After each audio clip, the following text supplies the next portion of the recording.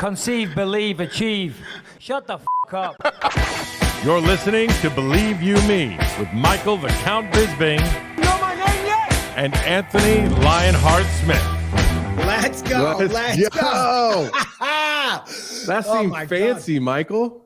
We have stepped things up over here at the Believe You Me podcast. We're going live. We got Lionheart, we got Harrington, we got Brian. How the bloody hell are you, Anthony Smith? Good. I'm good, man. How are you? We had a big weekend of fights. I'm back home from Bristol, and we're rolling in. We're in the new office. Yeah. The new office with zero bits and bobs. But don't worry. One step at a time. We can fix that. We can fix that. Believers, thank you all for being here live and unleashed. We're not going to call it live and unleashed. That's a little bit cheesy. What do you think about Believe You Me live and unleashed, Anthony?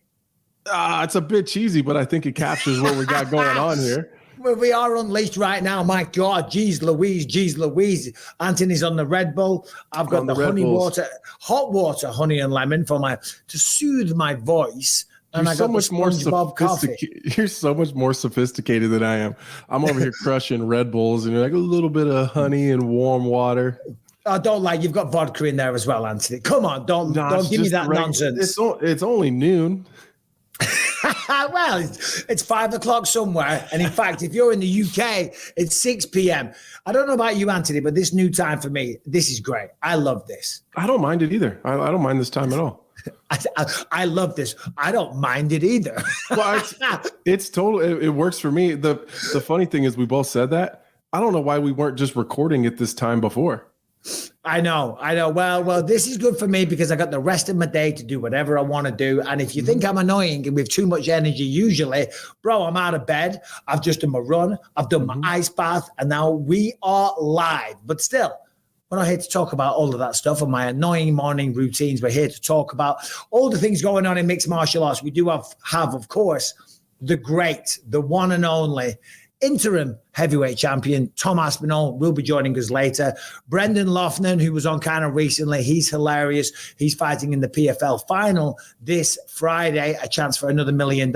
So he'll be stopping by in a little bit as well. We'll do some super chats at the end of the show. We're going to do some questions, but of course, first things first, UFC 305. I know you were in Bristol, Connecticut. You were on the ESPN duties. Anthony, the floor is yours. What did you think about that main event?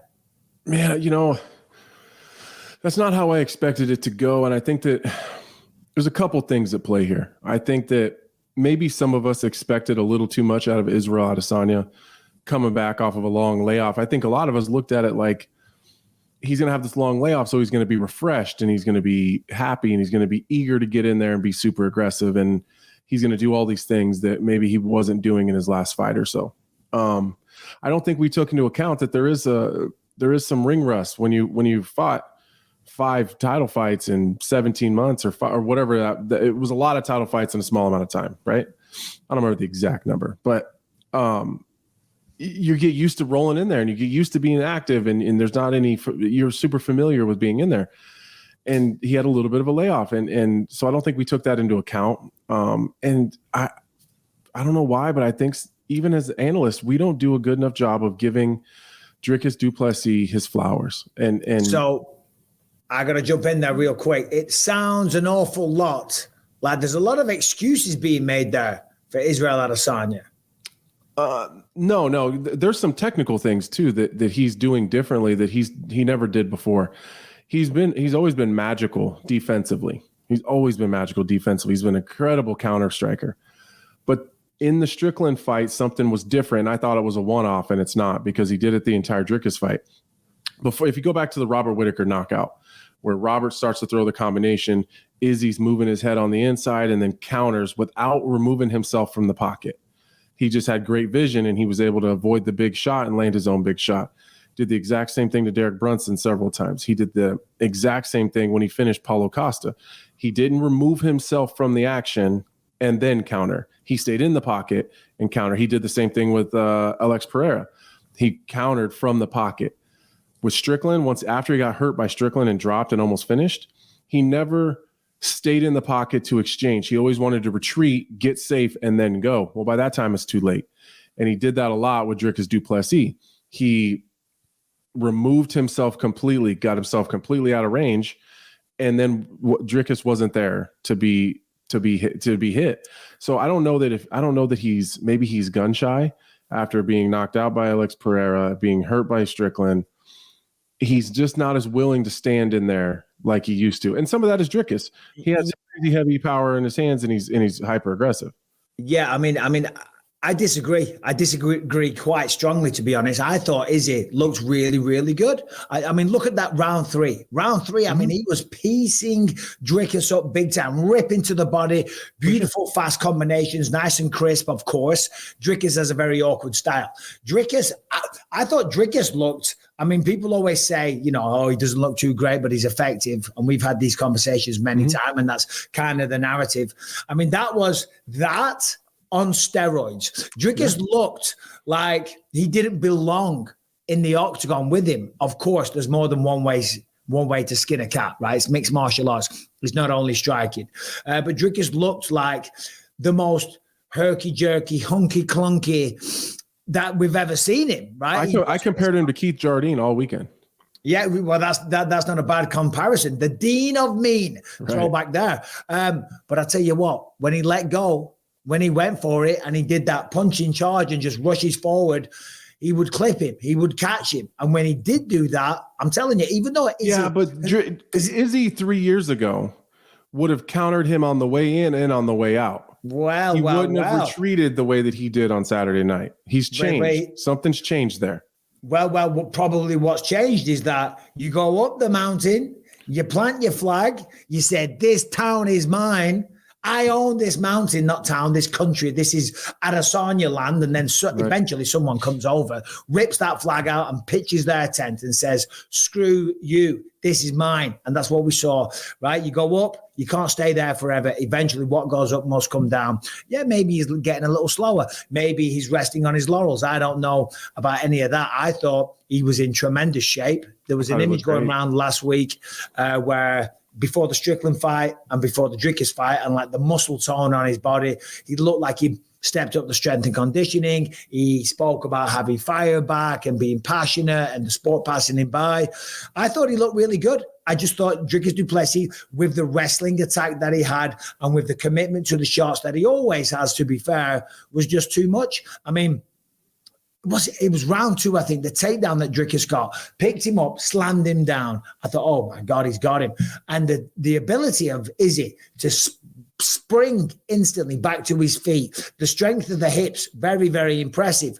But what was even more impressive was the way that Dricus stayed with the takedown attempt, continued to scramble, double leg, single leg, high crotch, pick him up, put him down, jump on the back, try and choke him out. But of course, Izzy escaped, got back to his feet. And Dricus can say whatever he wants, but he was blowing out of his ass. He was utterly exhausted. And I thought, oh, here we go. Izzy's going to put it on him. But Dricus found a way to survive that round. I still gave round two to Dricus because he had big moments and moments of control. Round three, that's when Izzy kind of showed, his true dominance, rip into the body. Fair play to Dricus for taking all that stuff. And then in round four, it looked like Izzy was starting to take over the fight. Mm-hmm. One good shot kind of wobbled Izzy. He kind of turned his back. Dricus jumped on him, and the way— oh my gosh, that drove me crazy. The way he turned his back? That part of it, but also he did it earlier in the fight too, where he gets to his feet and Dricus has got his hands locked around Izzy's waist, and he fights the hands for a little bit, but he's got two hands free. And he's not 100% of the time, you should be peeling those hands off of your waist. There should be no hands on the fence. Maybe you check your balance for a second if you're going down, and you use a fist and try not to grab the fence and check your balance. But you got to get back to those hands. And then Dricus would let go with one hand and start punching at Izzy, and he's not turning and facing. Now his hands are apart, and you're free. All you have to do is grab the one hand and then turn. And he just stays there and he covers, and then— but the finishing sequence, 60% of the time, it works every time. What movie, Anthony? What movie? I don't know what movie come it is. on. I know the quote, but I know the quote, but I don't know the movie. It's so frustrating. Bringing back the movie quotes. Go on, carry on. That's so frustrating. Like the little things like that. That's it. just as in general to everyone listening, we all like to think there's these big skill advancements that make the biggest difference. This guy's this much better of a striker, this much better of a grappler. At the highest level, when it matters the most, when there's a world title on the line, little tiny things like that are what's going to be the difference between you leaving with 12 pounds of gold and not leaving with 12 pounds of gold. It's fighting the hands when you're on the fence. It's turning and facing every time their hands separate. It's little things when you have an opportunity to separate and you don't. Those little things like that make the biggest difference and then lead to you end up having someone on your back getting choked. Yes, correct. Technical things clearly matter in one of the most technical sports on the planet. However, the thing that really makes a difference is this, the heart and the mind and the not giving up. And that's what we saw from Dricus, because I'll tell you what, he was tired in round 2. He was tired in round 3. He was tired in round 4, but he didn't give up on himself. And that's what's so impressive, because when you're in a fight like that, I've been there. When you're in the training room, I've been there on runs, all the rest of it. On runs is the best example. I like to run a lot. When Callum was wrestling, I'd take him out. I'd take him on runs and he'd be like, and I'm like, see, you're tired. You want to stop. But I know for a fact that you want to stop because it feels good to stop. But you can dig deep. You can always dig a little deeper, because the human being wants to stop because it's burning. Your lungs are on fire. You're gasping for air. You're exhausted. It doesn't feel good. You're getting punched in the face. But are you truly willing to dig deep and push to that next level? And yeah, Dricus was tired, but he was willing to still endure that pain and keep going. And that for me is what's so impressive. Yeah, Izzy made some technical mistakes, and 60% of the time it works every time on the hands and all that shit. Okay. But Dricus refused to give up and he continued to push him. Yeah, he was maybe not as fast. Maybe he wasn't as technical, but the well-rounded threat and the heart and the passion for the sport that he had and wanting to win with all that South African versus African, who's the real champion, etc., all the African stuff. There's a lot on the line there. Who wanted it more?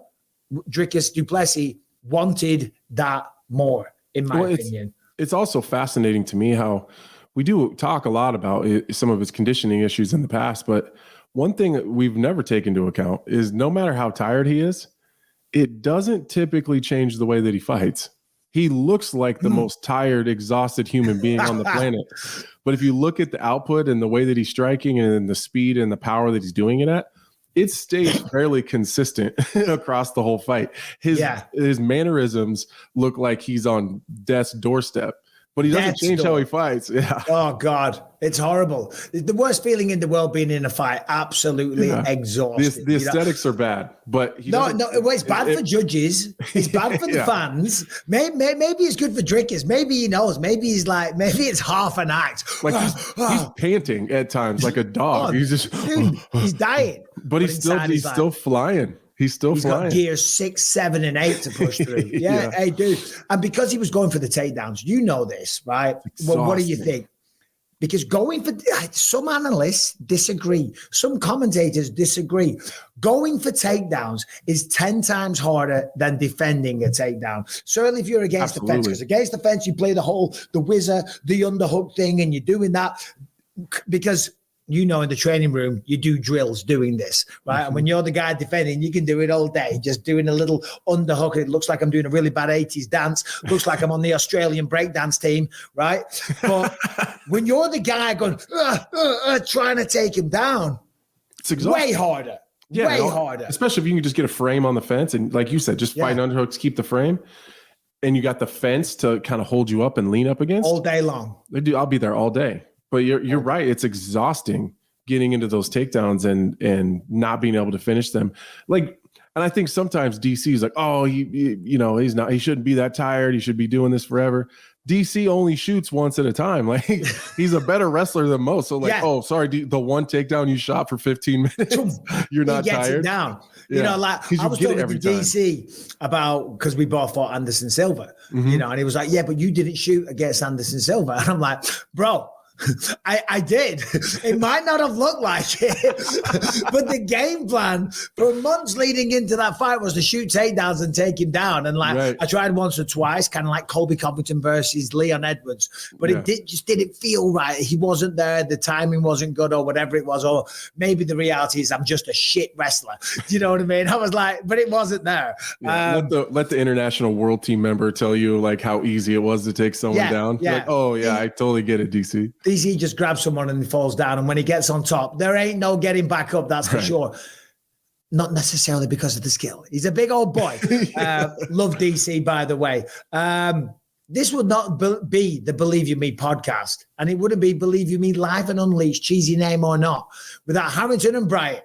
Can we get a 4-shot, please, for the people? Let's go. Come on. Is Harrington going to be on mute? Oh, there we go. There we are. Harrington, say something. You're muted. Oh, that's got to be a bit. Live and unleashed, least. Don't do that ever again. Don't do that. How are we doing? Is anybody watching, Brian? Is people here? We got almost 2,000 people in the chat right now. Let's go. We appreciate you all. Without you guys, this show would be absolutely nothing. Anthony Smith, do you have a quick word for the believers? Yeah, address the masses. I'm so glad that we're doing this live. I feel like, I don't know, sometimes we get in here and we're like, it feels like it's just us. So like, I'm telling, like, just when we're talking about the fight, typically I feel like I'm just telling you a story, but you already know the story because you do the same thing I do for a living. So like, you see the same things I see. I feel like I'm like talking to everybody else too. Yeah, no, exactly. I'm just looking here to try and see what we've got live. I'm glad we're doing this. Why didn't we do this before? How come we've got thousands of people on here? We've got thousands, guys. Anyway. So the question now, do we start with Izzy? And we're going to go through all the 3 or 5, and we're going to go to chats as well and live questions, of course. But we gotta do the show as if you guys aren't here right now. Otherwise, we're going to be constantly looking at the chat box. And Anthony's going to get, he's going to go, this guy called me a name. We got to ignore that, Anthony. We're going to ignore them all. They're probably calling me names, I'd imagine. I guarantee they are. What do you think? Brian, are they calling me names? They weren't, but I'm sure they will shortly. Well, let's be honest. Brian Harrington, keep it tall if you can. Who's getting the most abuse? Oh, Bisping keeps interrupting Anthony on Paper Smith. That's what he's saying. That's a 1-for-1. That's an abuse on you and for me. Yeah. I don't know where where did this on paper thing come from? Well, because you say it a lot. On paper, Alex Pereira sucks. On paper, blah, blah, blah. Hey, but listen. I didn't notice it until they started making fun of me for it. I guess I never noticed it until I just started seeing it in every goddamn thing. Anyway, screw them. Right, Dricus or Izzy? Who do we start with first? Probably Dricus. I think he probably deserves it. Oh, yep, you're right. He choked him out. Did what no one else has managed to do, because that's always the game plan against Izzy. Take him down, expose the lack of grappling ability, right? Everyone's tried to do that. Great fighters. Jan Blachowicz took him down. Black belt, 205er, big guy. Robert Whittaker, tremendous mixed martial artist. Izzy's done it. He's passed the test every time. But Dricus was able to do it. Who else did he finish? Finished Robert Whittaker. Mm-hmm. He beat Sean Strickland. He beat Israel Adesanya. He's taken out our friend Darren Till, which is a big win for me. That's a big win to me. If you can find that tweet, Harrington, bring this up. Did you see? Because Darren Till posted some advice to Dricus on how to beat Izzy. Mm-hmm. And then Dricus came back with a response to Darren Till. And I forget what he said now. Brian will put it on the screen in a minute. And then Darren Till came back and said, yeah, whatever. You're still shit. Or something like that. You're still shit.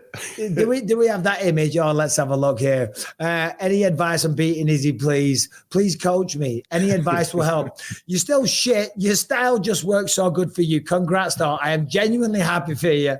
You're still shit, though. I got to say, Brian, well done on the new production. It looks great. Oh, my God. It looks great.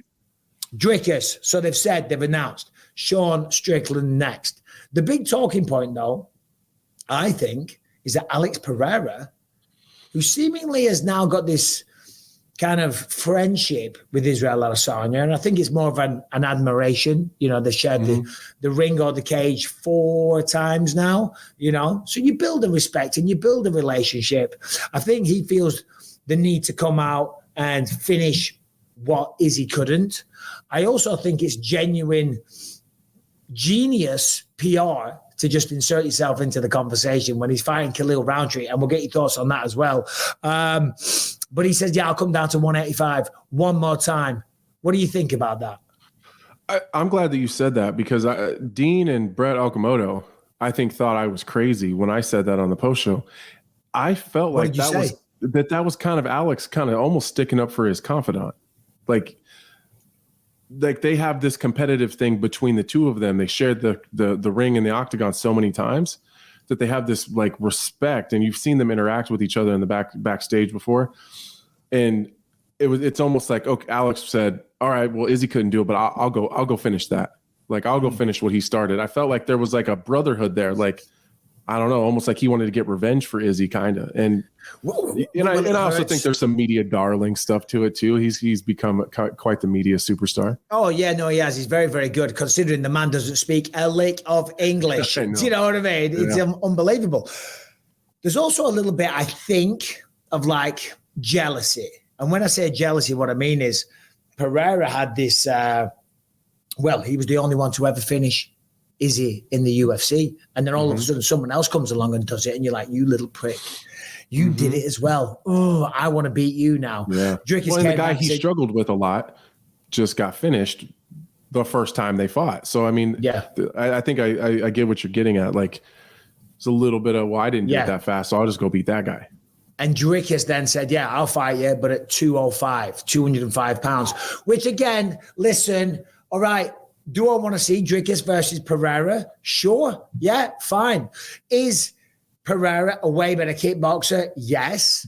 Is Izzy better at defending takedowns than Perriera? I'll say yes. I'm going to sound like Anthony on Paper Smith now, right? Okay. Stylistically, this could be a bad matchup for Perriera. But more importantly, on paper, we got to stop. The champ shit. I'm a big fan of Dricus. It ain't time for that yet, bro. Yeah. One title defense, bro. Come on now. You've had one defense. You're fighting Sean Strickland. Pereira's fighting Alex. If that doesn't tell you how bad it sucks, if that doesn't tell you how bad it sucks to fight Sean Strickland, I don't know what does. Like, Strickland, no, I'll go to 205 and fight Alex Pereira. Yeah, but there's no risk. He can go and fight Alex Pereira. He can look like the big man. He can make millions of dollars. Champ versus champ, South Africa versus Brazil. Do it in Las Vegas. UFC end of the year, bonanza, whatever the case may be. Lose and still be the 185-pound champ. Mm-hmm. You know? Yeah. Let's just keep going in our own weight classes for now. So it doesn't matter. Right now, the next man is Sean Strickland. But, of course, after a big fight like that, you got to celebrate. There was some footage, Harrington O'Brien played this, of Dricus du Plessis downing a pint. Have you down a pint of lager sometimes? Oh, yeah. Anthony? How quickly can you down a beer? I said that so fast, it made me sound like an alcoholic. Every once in a while, I'll do that. Yeah. Oh, no, I don't do it. When you're a kid, you do it. When I used to go around the pubs in Clitheroe, of course, you'll get together and you'll down a beer. Oh, do you want to know the fastest person? Can we play that video if you get a chance? Oh, here we go. Here's Dricus. He does this fast. He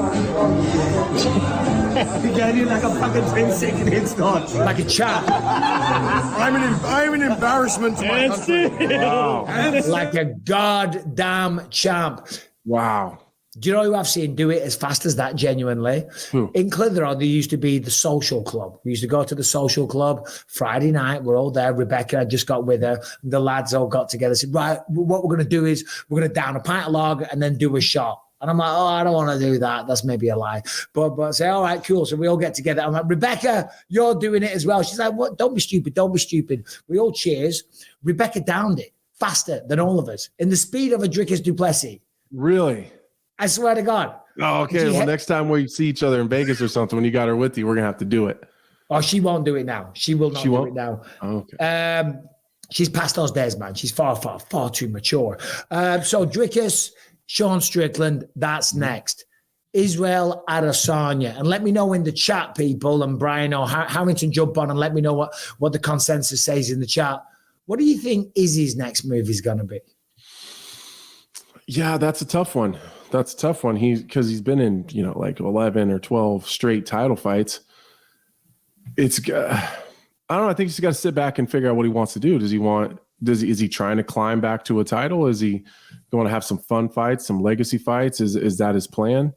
I don't know that there's a name that jumps out at me right away that I would want to see him go and fight.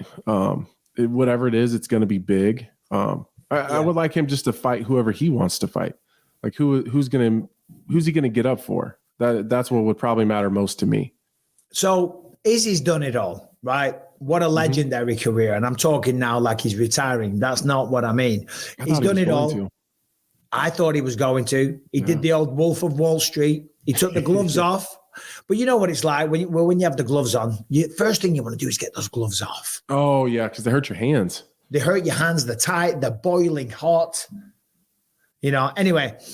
So I think, right, Izzy's done it all. He's been there, done it, got the T-shirt. He's the second greatest middleweight that's ever existed. I hate to say it, but he is. Anderson Silva's the first. Then it's Izzy based on title defenses alone. So I think now he's still got a lot to give the sport of mixed martial arts, right? He's still an entertaining fighter. He's still a superstar. He can still earn a lot of money. But for now, forget about title fights. Just have some fun fights. I saw this one doing the rounds, and I like this. Israel Adesanya, Yuri Prochazka.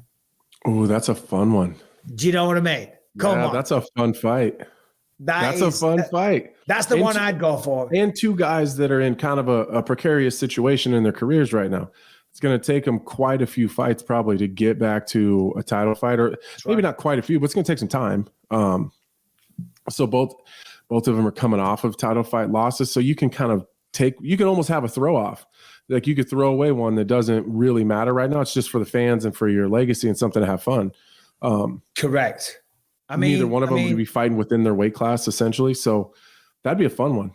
Yeah. I was going to say like Stephen Wonderboy Thompson would be a fun fight for Izzy just because of the style. But, obviously I was like, they're in different weight classes. So I didn't want to, I was trying to think of a middleweight and I can't think of a middleweight. I think Wonderboy's matched up. He is. I just seen it too, but I don't remember who it was. Harrington, anybody know? I'm looking at the chat. Anybody in the chat, give us some knowledge. I just saw a goddamn fight announcement. Who was it? Oh, man, it's driving me crazy. I know. Shavkat? It's not Shavkat. No. Joaquin Buckley at UFC 307. Right. Yeah, that's right. That's a good fight too. Because them two were chirping. Them two were talking a bit of shit online. Herringbone, jump back on, buddy. Jump back on. Yes, sir. So the chat pretty resoundingly, they're saying either the winner of this weekend's fight with Cannonier and Bahalo, or a lot of people want to see Hamzat. Who's Cannonier? Kyle Bahalo. Okay, so Ohio. Like you come from Ohio. He's definitely not Ohio. So the resounding answer from the chat is Hamzat Chimaev. Well, that's the whole one, isn't it? I mean, that is he's fighting Whittaker. I don't know if you know this, people. Okay, people in the chat. I thought you were an educated bunch of MMA nerds. He's fighting Robert Whittaker. So shut up with that nonsense. We've made it 29 minutes before Michael started abusing the chat. Oh yeah. And we got a lot more of that coming on, let me tell you right now. But first of all, oh my God, PFL finalist, one of the funniest guys in mixed martial arts. Brendan, what the hell's going on with your nose? You look like you've been taking a few licks. You know what happens, Mike? When I get closer to weight, it looks well more obvious, but it's very bent. How many times have you had your nose broken? Oh, man. It started in primary school. Ever since then, it's just been an ongoing thing. Like, I just think, you know what? I'm going to get it fixed. And then I think, what's the point?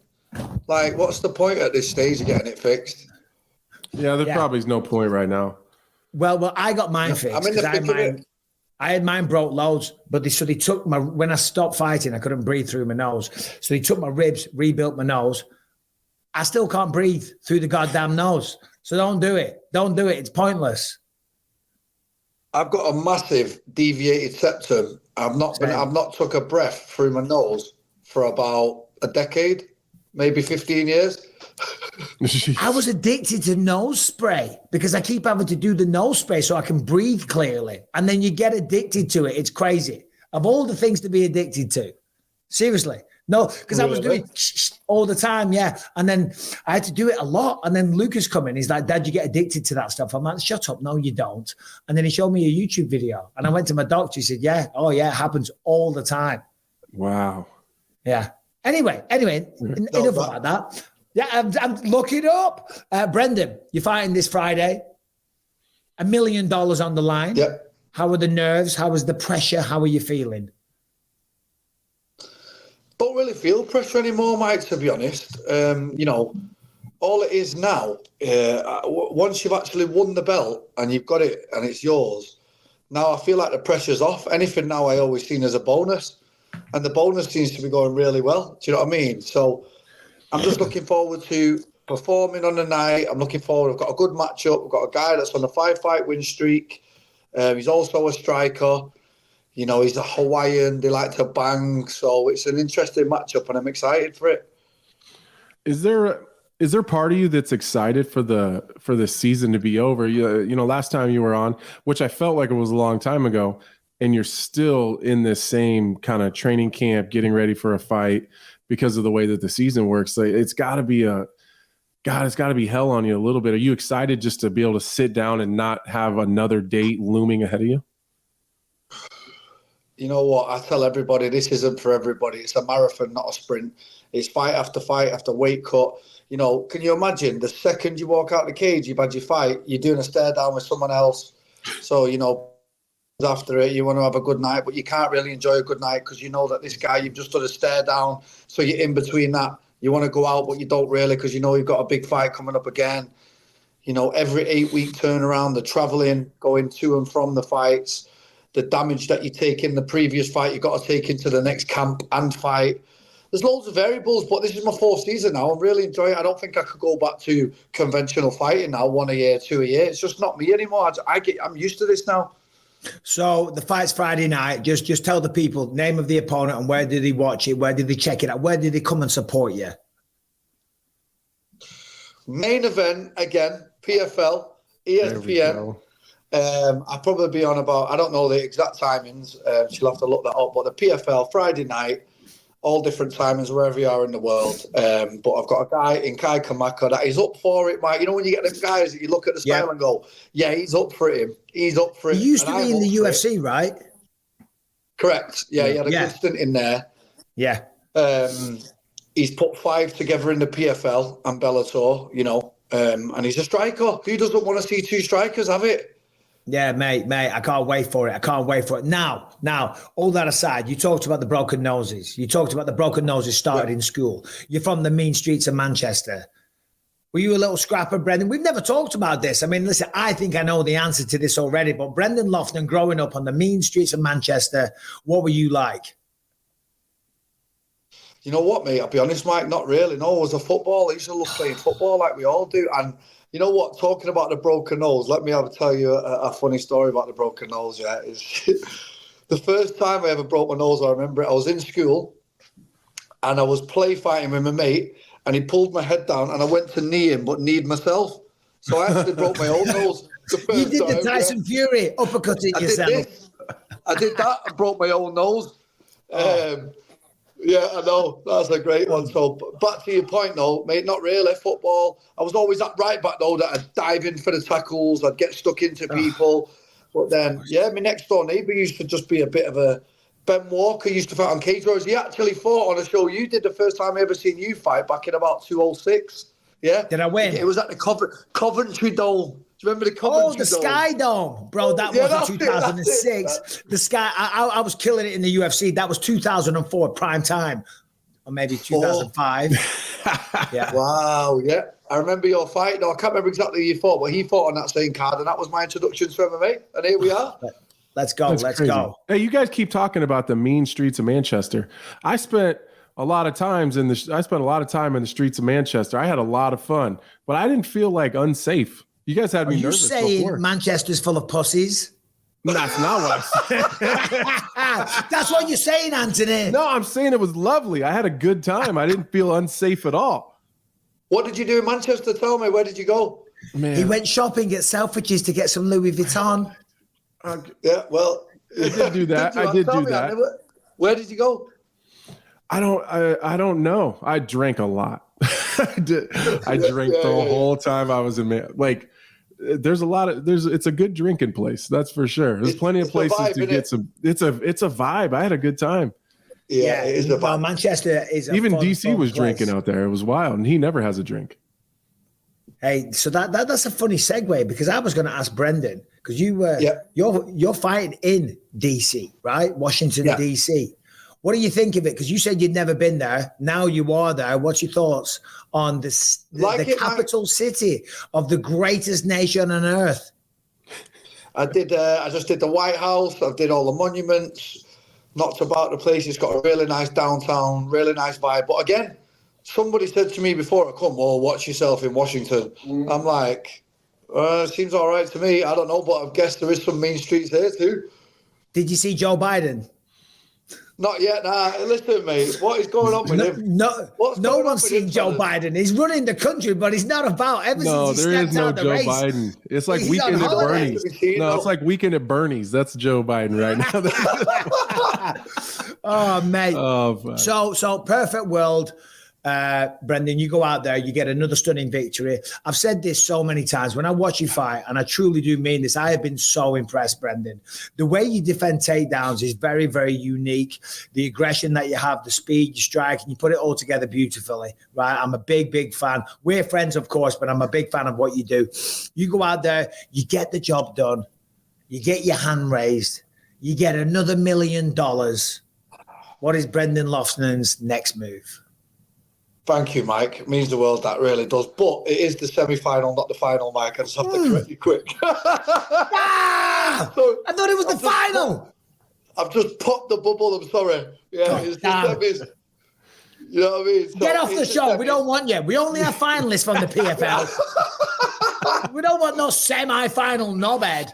Oh, you just a semis guy now, are you, Brendan? But Jesus Christ. Yeah, no, listen. In my head, this is the final. Kai, he's on a 5-fight win streak. I've put a good few together myself. We're both knockout artists.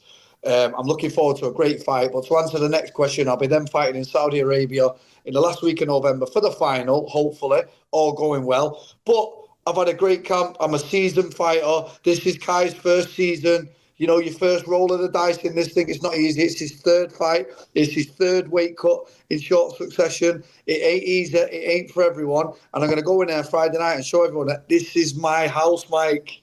So when is the final? When you do that, when you get your hand raised and may the best man win. But when you do, when is the final? So how quickly would the turnaround be? No, we get a break. You know what a break looks like for me? 10 weeks. I'm getting it all wrong. 10 weeks. We get a break. That's what a break looks like in the PFL. Okay. So yeah, Saudi Arabia is the final in November. So I get I'll have a little week to myself, and then guess what? Back in camp again. Brendan just lives in camps. Bollocks. Go on. So then Anthony. you go through. You win. In November, Saudi Arabia goes well, and then you just sit and wait, and you just do it again. No, Anthony. He does. Here's what I do, No. You know what Brendan does? Brendan goes to Saudi Arabia. He kicks them up. Put those skinny legs away. We don't need to see those toothpicks. Brendan goes to Saudi Arabia. He wins. He then travels. And then we got to get him out of Saudi Arabia as quick as possible. He goes to Dubai. And then he has it large with Darren Till. Don't lie, Brendan. Well, Mike, listen, mate. There's no secrets on this show, lads. I'm going to have it completely off. I'm going to win that belt for the second time. They're going to drop another $1 million in the account, and I'm going mad. That's what's happening. You won't see me for a whole month. I can't wait. Did you watch the UFC at the weekend? I did. Oh, wow. Did I? What a card, lads. Wow. Honestly, for the first time. Let me just say that Carlos Prates, I've known about him for a long time. Trains at Tiger Muay Thai. I watched him ironing people out left, right, and centre for years. He's got a very similar style to Darren Till, hasn't he? That southpaw, jumps in and out of the pocket, left straight, beautiful. And then the main event, I never would have been able to call that. I really wouldn't. It was great TV. I really enjoyed it. Well, I mean, it's somebody like, if you were really, really good, you would have picked Dricus du Plessis via submission in round 4, which I think I did. I think I did. No way. I did. Are you sure? Wow. I nailed it, bro. No way. Brian's going to have to clip that and throw that in there. Brendan, mate, we'll let you go, pal. Listen, all the best. All the best, Brendan. I hope you go out there, you smash it. I know Kai, I've commentated a couple of his fights. Great fighter. Don't take him lightly. Enjoy the moment. This is an amazing ride for you. You're 35, right, Brendan? 34. 34. So what, 2 more years of this, 3 years of this? What do you think? Do you know what it is, Mike? Here's the thing, right? My weight cuts are getting better. My performances are getting better.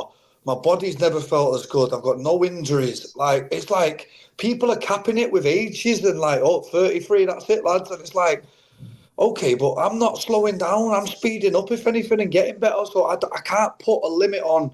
Everyone does say that, though. Oh, you're this now, you're that age. And I'm like, yeah, I get it. But what if I'm still knocking everyone out, though? What about that? Like, yeah. What do you do then? You keep going. You take that to the bank. You take that $1 million, you turn it into another $1 million. I said to myself, I made a promise to myself, I'm going to do this until the wheels fall off. And right now, they're fully on, Mike. Not even one, I've not got a flat tire. You know, like everything's just in motion. Yeah. Like the train's going. So it's like, let's just keep going, innit? Let's just keep going. Choo-choo, baby. All the best this weekend, Brendan. Get the hell out of here. I'll talk to you soon. Good luck, brother. Nice one, lads. Thanks for having me on. Cheers, fellas. Thanks, Brendo. See you, buddy. To the wheels fall off. I mean, my eye fell off, my knees had fell off, wheels had fallen off, ears had fallen off. Your pets' heads are falling off. Guys, we're going to be back. We're going to run to a commercial break for just a second, so don't go anywhere. And that's about the time, Brian, that passion, drive, and patience, the formula for winning championships, is also what keeps your ride or die alive. eBay Motors has everything you need to maintain your vehicle and level it up to peak performance. Superchargers, roof racks, exhaust kits, LED headlights, and more. Whether you're into speed, power, or style, eBay Motors has you covered. With over 122 million parts for your number one ride or die, you'll always find exactly what you're looking for. And with eBay Guaranteed Fit, your part is guaranteed to fit your ride every time or your money back. Because with eBay Motors, you're burning rubber, not cash. With all the parts you need at the prices you want, it's easy to make your car the MVP and bring home huge wins. Keep your ride or die alive at ebaymotors.com. Eligible items only. Exclusions apply. Oh, exclusions always apply. Big thank you to Brendan Loughnane. All right, so we talked about Dricus du Plessis, talked about Israel Adesanya. I want to get into this one. Tai Tuivasa versus Jairzinho Rozenstruik. Of course, Kai Kara France was unbelievable. Right? What a knockout. But Tai Tuivasa, we all love this guy. Mm-hmm. He's now lost 5 in a row. Against Biggie Boy, I thought it would be a tough stylistic matchup, and that's what it was. He was far cleaner. Fair play to Tai. He took an ass kicking. He took those knees to the face and still kept coming forward, but it just wasn't his night. And then he got to the scorecards, and they say 30-27, Tai Tuivasa. Yeah, there's no way that judge just didn't. I think maybe he was marking the wrong spot on the card. There's no way. And again, with all respect to Tai Tuivasa, honestly, I hope you hear the rumblings like, oh, do they cut him? What's he do? I don't put him as the doorkeeper. Every new heavyweight that comes in the UFC, give him to Tai Tuivasa. You can beat Tai, you move on to the next level.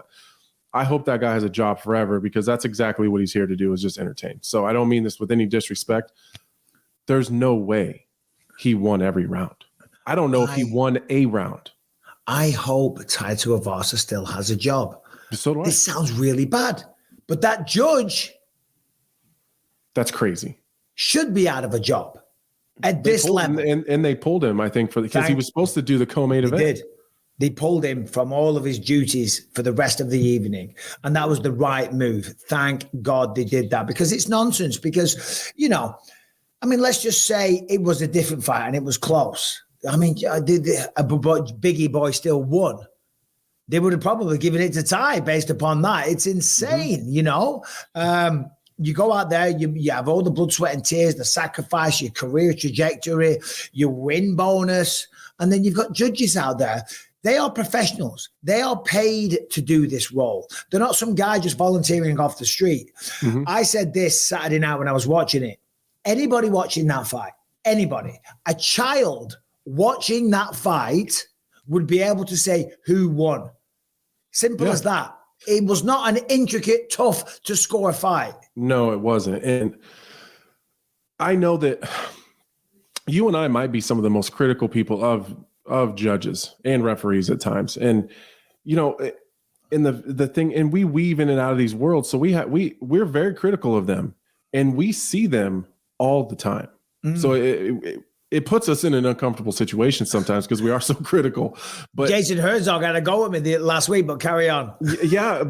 And not only that, I'm critical of them on here. And then I got to fight in front of them. Like they're involved in these fights. They're still there. So, and I don't care. I don't give a shit. That's why. That's why I'm losing. That's it. I got screwed.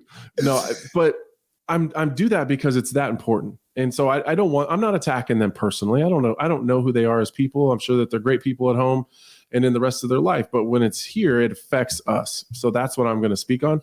And I know that they do get upset about that. But that is unacceptable. That is unacceptable by any standard. And I think that the way you put it's perfect. My kids could watch that fight and say, hey, who do you think won that fight? And they would say it was Jairzinho Rozenstruik. Biggie Boy, the one that beat up the Tai Tuivasa guy. I'm trying to think of his. What is he? Is he Maori? He's not Maori. What is he? He's like, what's his? Well, my kids are ridiculous. They say the black guy. Yeah, okay, you can say that. Yeah, the black guy beat up the non-black guy. Yeah. But it's that easy. It's that obvious. But talking about judges or refs, you're right. Jason Herzog, when I was commentating last week, right before we go live for the UFC, he comes over and he didn't have a go at me. He was an absolute gentleman about it. I forget what the situation was, but the last time I commented at the Apex, myself and Paul both had an issue with something that he did. And we were talking about it on air. And he came over and he was like, Michael, just want to let you know, I totally agree. I totally agree with you. And you're right in what you said. And I'm glad you did that because it checks us. And I was like, Jason, I said, listen, mate, I said, I can't even remember the situation that you're talking about because we're locked into commentating the fights. But he was trying to explain the situation. I said, dude, there's no judgment. When you referee in a fight, it's a little different. You got to make split-second judgment calls, right? And that is a tough job. It really is. So I said, whatever it is, and Jason's going on, like, trying to get into it. And I'm like, I'm trying to prep my notes. I'm like, we're going live in 30 seconds. I'm figuring out what the hell I say at the start of the show. Jason, leave me alone for the love of God. But he cares. He cares. And he was very, very honest and was like, you know what? Looking back, you were correct. So, it's a tough job. And I'm sure I've had referees who are guys like Jason Herzog or Mark Smith who will come up and say, even during the fights, hey, what'd you think about that? Or how would you have handled that? Or what, and like they actually care. And they'll say the same kind of things where you were right. Maybe I messed that one up. But I've also had referees who will come up to you and they'll check me right away and say, well, I heard what you said.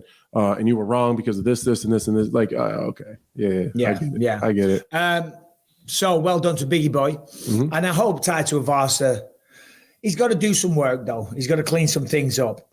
But Dan Hooker, let's talk about this. Fight of the night, Dan Hooker, Mateusz Gamrot. I got this pick wrong. Me too. I thought Mateusz was going to single leg him, take him down, be all over him on the ground. And he did have some moments. How did you score that fight? Because I do TNT Sports. Nick P had Mateusz Gamrot winning that fight. And I thought, Dan Hooker all day long. Yeah, I had it 29-28 Dan Hooker. Yeah. I thought he lost the second round, and I thought he won the first and the third. Hey, do we have a little clip? Probably not, boys, of in between. I think it was after round 2 or something.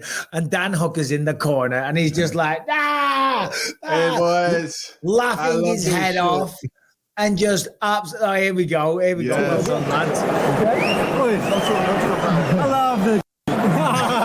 Let's go. He's disgusting. Hey, he's a savage. He's there. He's covered in blood. He's getting beat, stitched up or whatever, Vaseline in his cuts and things like that. And he's just loving it. That made me a fan for life. I mean, that's unbelievable because that's the kind of, a lot of people say, fighting, wow, why do you do that? Well, of course, we're all cut from different types of cloths. Some of us fighting is in our DNA. And to see Dan Hooker there, and it's a tough fight, and he's covered in blood. It's not like he was going out there and beating the shit out of his opponent and going, oh, I love this. It's like he's just had a hard round, and he's loving it. I love to see that. Yeah, it was like an inspiring type of performance because we've seen Dan Hooker struggle with wrestlers. And oddly enough, we always kind of flash back and say, well, Dan he has a problem with wrestlers. He has a problem with grapplers. He's got the 3rd highest takedown defense percentage in the entire division, which goes to show you how good the wrestlers that dominated him actually are. I thought he did a fantastic. I think physically, the whole team looked really good. They talked a lot about their strength and conditioning, and they all looked like physically they were different. But his ability to get back to his feet, fight the hands, get off the fence, and then do damage on his feet. The pressure that he was putting on Gamrot was just. I mean, I think that's where it really started. Was Gamrot could not get set up. He just pressured him, banged him up every chance he could. Elbows on the head when Gamrot was in on the takedown. He just fought a rough and tough fight. He did things just because it would hurt. And I think those kind of things kind of caused Gamrot to retract out of a lot of those situations. I thought he looked great. I don't know what's going on in his life. I keep joking around that he's going through some sort of midlife crisis with all his tattoos. And he is. I love it, though. I love something going on. I like it, though. Midlife crisis. He's going through some shit, though. Midlife crisis. Dan Hooker is a tough man to deal with. And sure. I say, what's your pick? What does Dan Hooker do next? Honestly, I think you just give him Michael Chandler.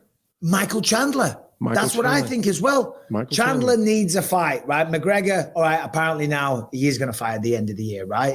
I'm done with the back and forth. I'm over the back and forth. I'm sick of talking about it. Fight or don't. That's where I'm at. If you're coming back, come back. If not, shut up. I'm over it. Stop pretending. I would rather he fought.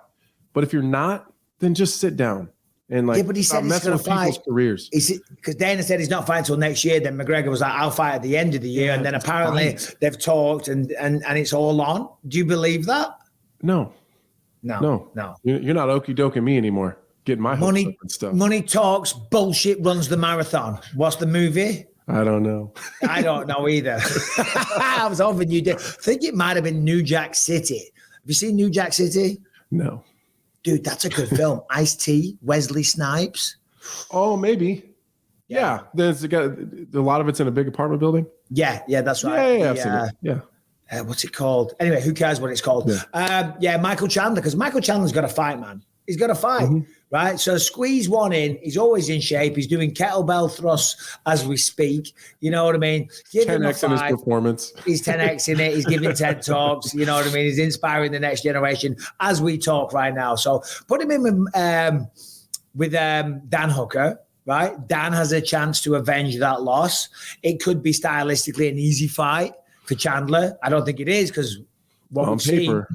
On paper, and win or lose, if he fights McGregor, he fights McGregor. Right. Anyway, who cares about that? We got Big Tom jumping on in about half an hour. Ooh. Big Tom Aspinall. So, what are we going to ask him about, Anthony? We should probably ask him who he thinks is going to win between Stipe and Jon. I'm curious what he thinks as far as his analytical breakdown. He's a smart guy. Yeah. I want to know what he's been doing since his time. Yeah. Is he celebrating or is he just hanging out or is he training? you know? I saw a video on his YouTube channel. He's eating. That's for sure. He's doing a video and he's going to have a go at Dana White is what he said on his video. He said he's fixing the clap back this week. The clap back. You think he'll do it on here? Saying? Are the chat clapping back, Harrington? Oh, the chat's clapping left and right. We just had somebody ask for Dan Hooker should fight Tony Ferguson, obviously. Oh, of course. Yeah. But hold on. What did you say recently, Anthony, about Tony Ferguson? Which part? I said a lot about Tony Ferguson. We should keep him around. Yeah. Stick him in. Give him Mateusz Gamrot. No, Let's go. We should give him like 35ers. Yeah. Harrington, so obviously, let me just look at the fight card real quick. Obviously, Kai Kara France, unbelievable knockout against Steve Erceg. I felt for Steve Erceg there. You know, you have this big rise in the UFC. You fight for the belts. You get a knockout in Vegas. The UFC goes to your hometown where you're now this bloody pay-per-view headliner, and you get starched in front of your hometown people. Yeah, we all missed on that one too, though. I think that the recency bias with the Matt Schnell knockout and then the incredible performance versus Pantoja, he was one bad decision from being the champion of the world. You know, he made a mistake in that title fight, and that whole decision could have been different. Yeah. So I think we had some recency bias, and Kai's had some ups and downs himself, and he hasn't been around a while, and he's been dealing with some concussion symptoms. And I think a lot of us were like, well, of course, Erceg's streaking right now, and maybe Kai's a little bit down. And he did a great job reminding us all of how great he actually is. The point I'm making, though, is that you have all this success in Vegas. Yeah. You go down to Rio, you don't win, but you get a real moral victory. Yeah. And you come back to your hometown. And not only do you not win, you get starched early in the first round. What time was it? 4 minutes, 4 seconds into the first round. It's like the big homecoming. You know, all his mates would have been there, the friends and the family, which brings a lot of pressure. Have you ever fought at home, Anthony? Not in the UFC, no. Yeah. No, they don't go to Arkansas. Oklahoma, remember? No, I know. Lincoln, Nebraska. Yeah, there was supposed to be I was actually supposed to headline in Nebraska versus Glover, and then the pandemic hit, and they canceled the card. Goddamn pandemic. Messing everything up. I know, poor Steve Erceg, because he's like such a nice guy, so sad for him. Brendan mentioned Carlos Prates, though. We got to talk about that. This man, Carlos Prates, keep an eye on that name. We're going to move on to some other stories. Non-305 related in just a minute, but we'll just round up the main card. Carlos Prates now 4-0. 4-0. Yeah. 4-0. All stoppages. And the Leech has never been knocked out. Bro, he was out for a while as well. Yeah, it was scary. Yeah, it was cold. It was one-way traffic the whole time. That kid is good. He is so good. And just it's scary. And so smooth, and it looks so effortless. Like he's just in this flow the whole time. It's really fun to watch. Yeah, you know when you see a knockout like that on TV, that can be alarming. Mm-hmm. I've been commentating the fight, so obviously the octagon fence is 3 feet away from my face, and somebody gets knocked out. And I'm struggling to think of an example right now, but I've seen some where they're knocked out. And they're bad. And you're like, oh, when it's right there in front of you and you're that close, it's so much more terrifying. I mean, can you off the top of your head, can you think of like one or two real bad ones? There was one on Power Slap. There was one, somebody got knocked out on Power Slap. They're all like that. There was one on Power Slap, and I was like, oh, shit. I don't know if this guy's ever going to get up. I forget who it was. In the UFC, there's been a few. I can only imagine how Rebecca felt when I got sparked out for about half an hour against Dan Henderson. Do you know what I mean? Yeah. It's like, God, when you see those ones, it's bad. The worst one I seen sitting cage side was, it would have been, Luke Rockhold versus Jan Blachowicz was a pretty bad one. I was there for that one. And then Ben Askren. I've never seen a human body like that before unconscious. I've seen harder shots, like guys take harder, more impactful shots seemingly. The Masvidal knockout. But the reaction that his body had, the way he was contorted and his legs were stuck up in the air, and like how tight his toes were curled. And but the way that Masvidal got up and stood up and stood up. And I love Ben Askren. I'm sorry, Ben, if you see this. No. Hey, bro, I've never seen a human body like that before. Yeah. Masvidal did a really good job, A, in knocking him out, and B, in just like mocking him. I mean, the way he stood up and just stiff-boarded down over. Yeah. Oh, and the two shots he hit him with afterwards were, I mean, he had his hand all the way behind his back when he hit him with the two after that. Yeah. Nasty. I didn't watch, because I know Brian's a big fan of Craig Jones, or as you guys say, Craig. What is it? The Craig Jones Invitational. It was amazing. I didn't see it. I was too busy with, UFC stuff, guys. I watched them both. Well, aren't you? That's what DC does. He's watching UFC and he's watching amateur wrestling at the same time. I'm like, bro. I know Rockhold was on there and he lost, but you must have saw this clip. And Brian, can you pull it up where they square up Craig Jones and Gabi Garcia? Yeah. You saw this. You saw this. Of course, I'm into this. I'm so into this. And he kisses Gabi, and Gabi loses her mind. and I know we didn't plan on this one, Brian. If you can bring that up quickly, please, because it's so funny. And the question I've got is: do you think that was staged, or do you think that was actually Gabi Garcia losing her shit? I think it's actually her losing her shit. Give us some sound, Brian. Give us some sound, mate. Like, I think they're trying to be. A boxing match. Oh dear. Yeah. Dear. I think that they're friends, but I think that they were trying to do something serious, and I think he embarrassed her. No. They have somebody sent me another video at the end of one of the lead up videos. They talk about how it was a setup. I'll try to find it right now. Yeah. They're both like cheering and high-fiving, and they're like, oh, it worked. Haha. Because Brian, see if you can find this. It's Heath Herring in Pride. You ever see that one? I forget the name of it. I think it was a Japanese opponent. They're squaring up. It might have been K1. I'm not sure. They square up. Pride, and he gets kissed. The guy kisses him, and Heath Herring just goes, boom! Yeah. Knocks him out cold. I think the best part of that video is where he kisses Heath Herring, and like it takes him a second to realize what just happened. He goes, like, now I have to knock him out. Kissed. Yeah, like now I have to. He's like annoyed that he has to knock him out now. そうですね、自分の存在価値を改めてですね、アピールしたいところでしょうね。Flatlined. Yeah. It just goes to show it's the ones you never expect, right? Because that wasn't the biggest punch ever, but he was just like all stiff, hands down, not expecting. What would you do if someone kissed you in a face-off? Kiss him back. That's exactly what you should do. Let's go. I'd be like, oh yeah, you want to play this game? Rebecca, let's go. Come on, babe. Oh, dear. Harrington, anything else on UFC 305 before we move on to other topics? Yeah, just wanted to get you guys' take on this because I know a lot of people were buzzing about it on Saturday night. The Junior Tafa Walter Walker fight. Did you guys see that submission sequence? There was no tap, there was no verbal submission, but Tafa did scream out, and the referee at that point stepped in. It led to Tafa being angry after the bell and then slapping Walker. Just wanted to see what you guys thought about that. Well, let's do it like this. Brian, put a poll up for the chat. Should that fight have been stopped? Yes or no? We're going to start doing live polls and then we can get the reaction from them. So, yeah, look, listen, when I saw that and Walker gets him in the heel hook, it was kind of hard because you couldn't hear it too clearly. I didn't hear the scream too clearly over the commentators talking, but apparently he screamed in pain. That's why the referee stopped it.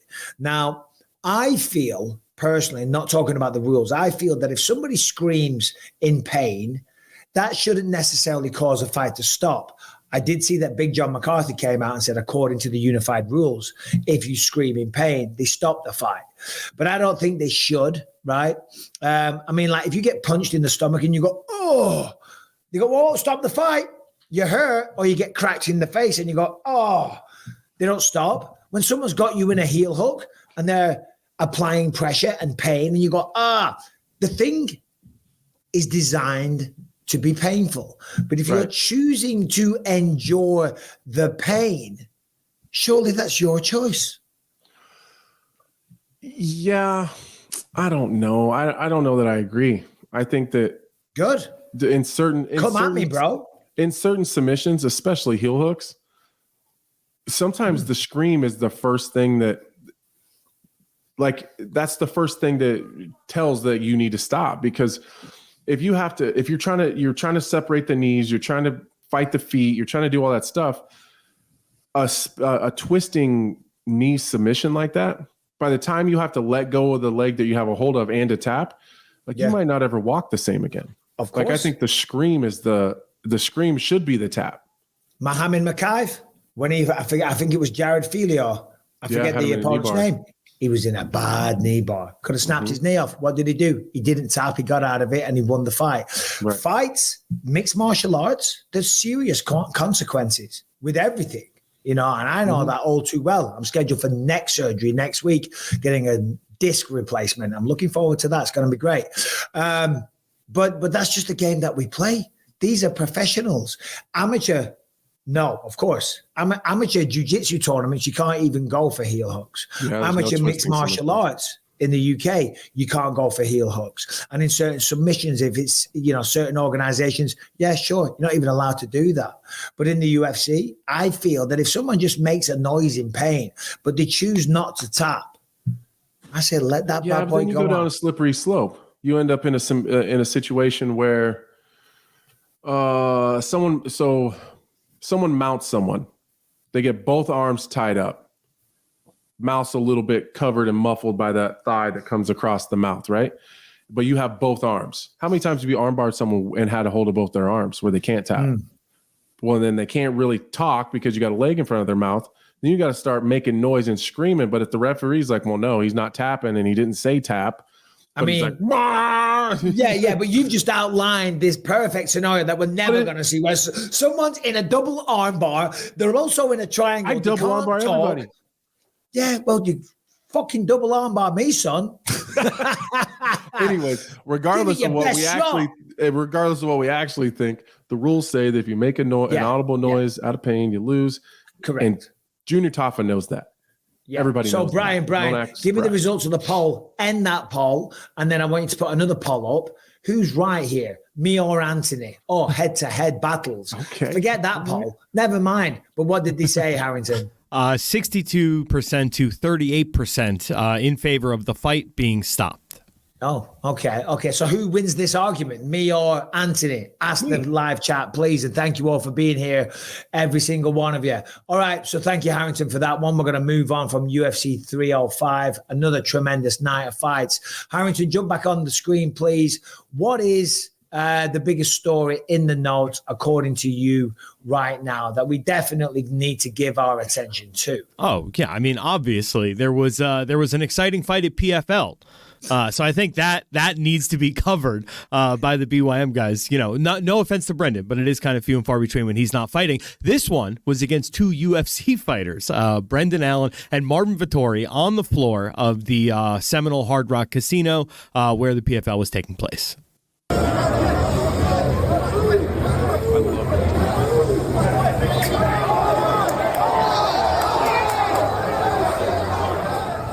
Yeah. Who won that fight? I mean, well, Brendan Allen went at him hard. 3 right hands.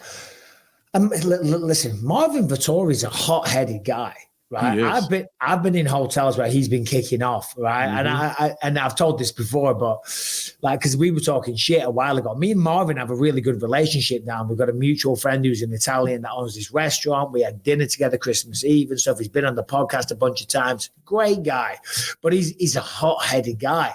I think Marvin probably thought that, yeah, we're talking shit, but you're not going to throw down in the middle of a casino floor when we're both famous UFC fighters. Brendan Allen just said, screw that, buddy. I'm coming for your head. He's country as shit. Brendan Allen, I would have pegged him to be one of those guys that fights in the middle of a casino any day. He's from country. He's going to fight anywhere. This level of the game, 100%. You know what I mean? You can't take that out of someone. You can't. Where's he from? He's from Louisiana? I have no idea. He sounds Louisiana, like it. Somewhere in the South. He's from North Carolina. Are you sure? North Carolina? That's going to be my hometown. I don't think so. I think you're wrong, Harrington. You better double check that. By the way, who won the argument, me or Anthony, according to the poll? I need to know that real quick. Sorry, he was born in Beaufort, South Carolina. But yeah, I think he might have spent some time in Missouri. And the poll, 64% in favor of Lionheart Smith. Well, guess what? The show's finished. It's cancelled. We're never going live ever again. Shut it off. I said, screw it. We'll do it live. Hey, was that Dana tweet to the fight real? Yeah. Well, was it a real tweet? Yeah. What was his response? I thought it was a fake one. Yeah, no, it was good. It was good. Hold on. Has to be fight of the night. It was at PFL. Hey, listen, people talk shit. That was funny, though. I just hope. I mean, the problem is when you get to that kind of level and you're professional fighters, and granted, they're both pros. So it's not like he's throwing down with a civilian. Mm-hmm. But yeah, I've got to be careful. You got to try and control yourself because, you know, you can get arrested there and fined and all kinds of stuff. Yeah, at the end of the day, it's not the most serious crime ever. Marvin Vettori certainly isn't the type to press charges. No. I wouldn't have thought so. No. Vettori landed a pretty nasty counter, though. Oh, did he? I never saw that. Yeah, Brendan was throwing the punches, and it ended with Vettori cracking a pretty nasty right-hand counter. Okay. We're like analyzing a fight in the middle of a casino floor. We're like, well, Allen was really pushing forward, and he was bringing the pressure. What was the last fight you were around? Last fight, like live brawl fight that you ever saw?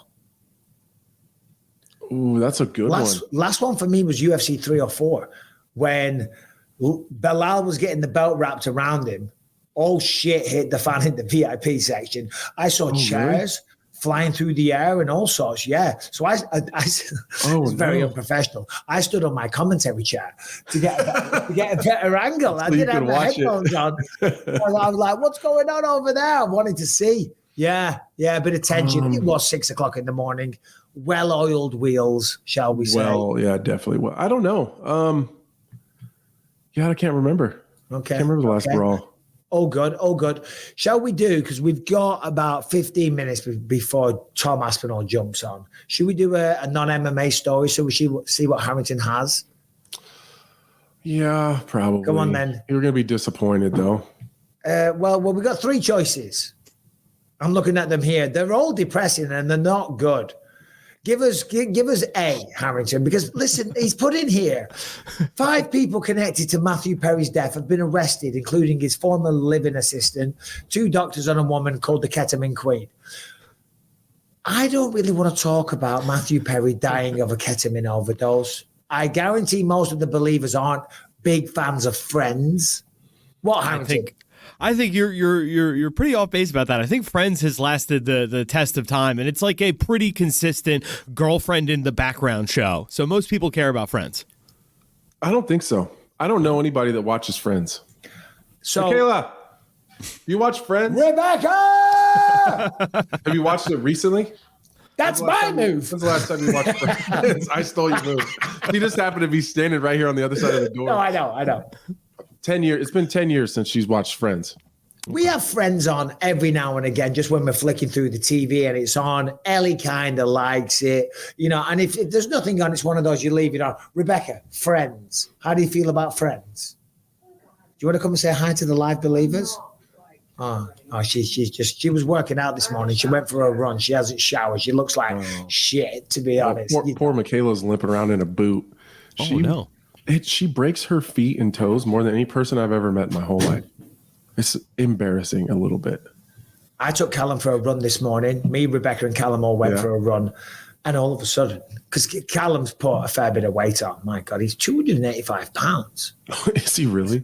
He's 285 pounds. He's big with it as well. And, you know, there's definitely some flab there as well. But he's working hard on it, bless him. Working really hard, dieting like mad, training, working out every day, doing 2-a-days. But when we went for a run, all of a sudden, a bad ankle flared up. Oh, yeah, it was like my ankle hurts a little bit. I can't really run. I've got a bad ankle. Dad. So, Harrington, go on then. Give us the non-MMA story, please. Okay, so a new budget airline in Europe, Wizz Airlines, is offering a pretty cool deal $500. You pay it once. You get to fly unlimited for the year. They go all around European countries, someplace in the Middle East. The catch, you can't book your flight until 72 hours before you're taking off. And you can only book one-way tickets. So there's a chance you get there, and they've got nothing coming back for a week or so. Well, you definitely aren't leaving for 3 days because you can't book it until 72 hours before. So you can get a one-way ticket. This is the biggest lot of bullshit I've ever heard of in my life. Although I've always wanted to do this. Rebecca's not really feeling it. I've always wanted to, I said, let's just go to the airport. Let's pack a bag, go to the airport, and just see what flights are going soon and just see what's available and jump on them. Just go to a random destination, figure it out as we go along, and go on an adventure. I would love to do that. We went on a surprise vacation one time that we had booked for us, and we didn't know where we were going until we got to the airport. I'm going to do that, and I'm going to bring a cameraman, and we'll do it. I'm in. BYM travel somewhere random. And maybe we'll end up in the same spot. Hold on. Leaving from the same spot. What airline is this, Harrington? This is. Oh, I'm not flying that shit. Anything that says budget air, I'm not getting on. Oh, bro, it's going to be the worst airline ever. No, not a chance. Not a chance. Ain't gonna have. I'm not flying Frontier. I'm not flying none of that. This is the Whiz. You don't trust the Whiz? Stay on, Harrington. Okay. I flew Frontier after the fights last week because I was going to stay to the next morning. But I was like, screw this. The fights finished at 7 p.m. There was a Frontier flight that left at like 8:40. I'm like, I'm getting on that. So I get on it. I sat in the seat. Oh, my God. Rock hard. The most uncomfortable seat I've ever sat in my life. I hear it's cheaper. Sometimes they'll let you bring your own lawn chair. And you can just sit in your own chair. If you Frontier flights, they're $8, but to check a bag, it's $450. Yeah, it's not the best airline, but whatever. It gets you from A to B. Harrington, give us an MMA story though. That was a waste. In fact, before we do that, we better run to commercial break. So, Brian, guys, stay with us. 60 seconds. We're going to try and sell you something. We'll be right back. All right, this episode is sponsored by Mando Deodorant from the makers of Lumi Deodorant. Mando is a deodorant clinically proven to control odor for 72 hours wherever you stink, pits, package, feet, and beyond. Sometimes you just wash yourself with water and soap, and after a while, if you're one of those guys or girls that sweats a lot, you can't help it, but you start to stink. That is why you should make the switch to Mando whole body deodorant and smell like a dream every single day. Mando deodorant is safe to use everywhere on your body. Pits, packages, grundles, and balls. Created by a doctor who saw firsthand how normal BO was being misdiagnosed and mistreated. It is clinically proven to control odor all day and then control odor for 72 hours. So if you're a bit of a smelly bugger, no problem. Mando have got you covered. If you sweat a lot, Mando have got you covered, and you can be covered head to toe in Mando because, as I said, it is baking soda free. It is paraben free. It is pH balanced, so it's safe to use below the belt if you want to deodorize your downstairs parts. As I said, clinically proven to control odor for 72 hours. All you got to do is go to shopmando.com, use the code Bisping to get $5 off the starter pack. All you got to do is go to shopmando.com, use the code Bisping to get $5 off the Mando starter pack. That includes a solid stick deodorant, cream deodorant, 2 free products of your choice like a mini body wash and deodorant wipes, and free shipping. Shopmando.com. The code is Bisping to get $5 off. That equates to over 40% off the starter pack. Shopmando.com. The code is Bisping. All right, and we're back. This is going well, Anthony. I love this. I even had a chance to check my phone. I got a couple text messages from some friends saying, "Hey, we really like this live format." That's cool. Really? Okay. Yeah. Well, thank you all for being here as well. Almost 3,000 people live watching, which is pretty good. I'm just looking at the chat here. Is it fun? I don't know. What we'll do is, if you've got any super chats, we will read out the super chats at the end of the show. We'll go through them all. Live is way better. That's from Cam. Yeah, no crap. Bisping, you are leaving out the part where Dricus has said he has to work He has work to do in his own division. Okay. He told Alex not to come down. He'll go up. All right. He put me in my place there. We got shout outs for Love the Live format, Rebecca. Why I didn't even know it was going to be live. Rebecca! Anyway, so we got Tom joining us, 10 minutes. Let's have a look. Harrington, jump on. Do we have any news stories in mixed martial arts that we need to get to? What's the big stuff going on? Well, I mean, there's, I think that what makes the most sense, we touched on it a little bit earlier, but you guys didn't really get into it. The new championship fight in your division, Anthony, Khalil Rountree versus Alex Pereira. Khalil Rountree, Alex Pereira. Yeah. Anthony, your division, your talk, on paper. Let's go. On paper, one would favor Alex Pereira, probably. It's an exciting fight, though. It's an exciting fight. I'm not talking trash. I am surprised that they didn't rebook the Jamal Hill fight because they were supposed to fight Jamal Hill. Khalil accidentally ingested a banned substance. I believe he was given a short suspension or whatever. He had to be pulled from the Jamal Hill fight. I know that Jamal's very, very upset. I think he wanted that fight. He wanted to have that rebooked. I think maybe he waited a little bit thinking it was going to get rebooked and didn't take other opportunities. But Alex Pereira wants to fight. Khalil would, he was the guy that they went to. I did think it was weird that they booked Magomed Ankalaev versus Alexander Rakic. I thought that was an odd booking, especially with Rakic coming off a loss. Typically, they don't do that, especially with a guy we thought was next in line for the title. Again, I think that there's some other things in play there in terms of getting Magomed Ankalaev stateside and booked. So that's. Yeah, it's a good fight, though. It's a good fight. I love the style. I love the style matchup. I had my conspiracy hat on, and I was like, "Oh, what is it?" The fact that no, it's completely wrong. But I just thought because they booked Magomed against somebody else. Sneeze. Sorry. Bless you, sir. He's quite all right. Jeez, we're live, Anthony. I can't hide it. What are you doing? I shut my camera off and then sneeze and look weird. I'm joking. Do whatever you want.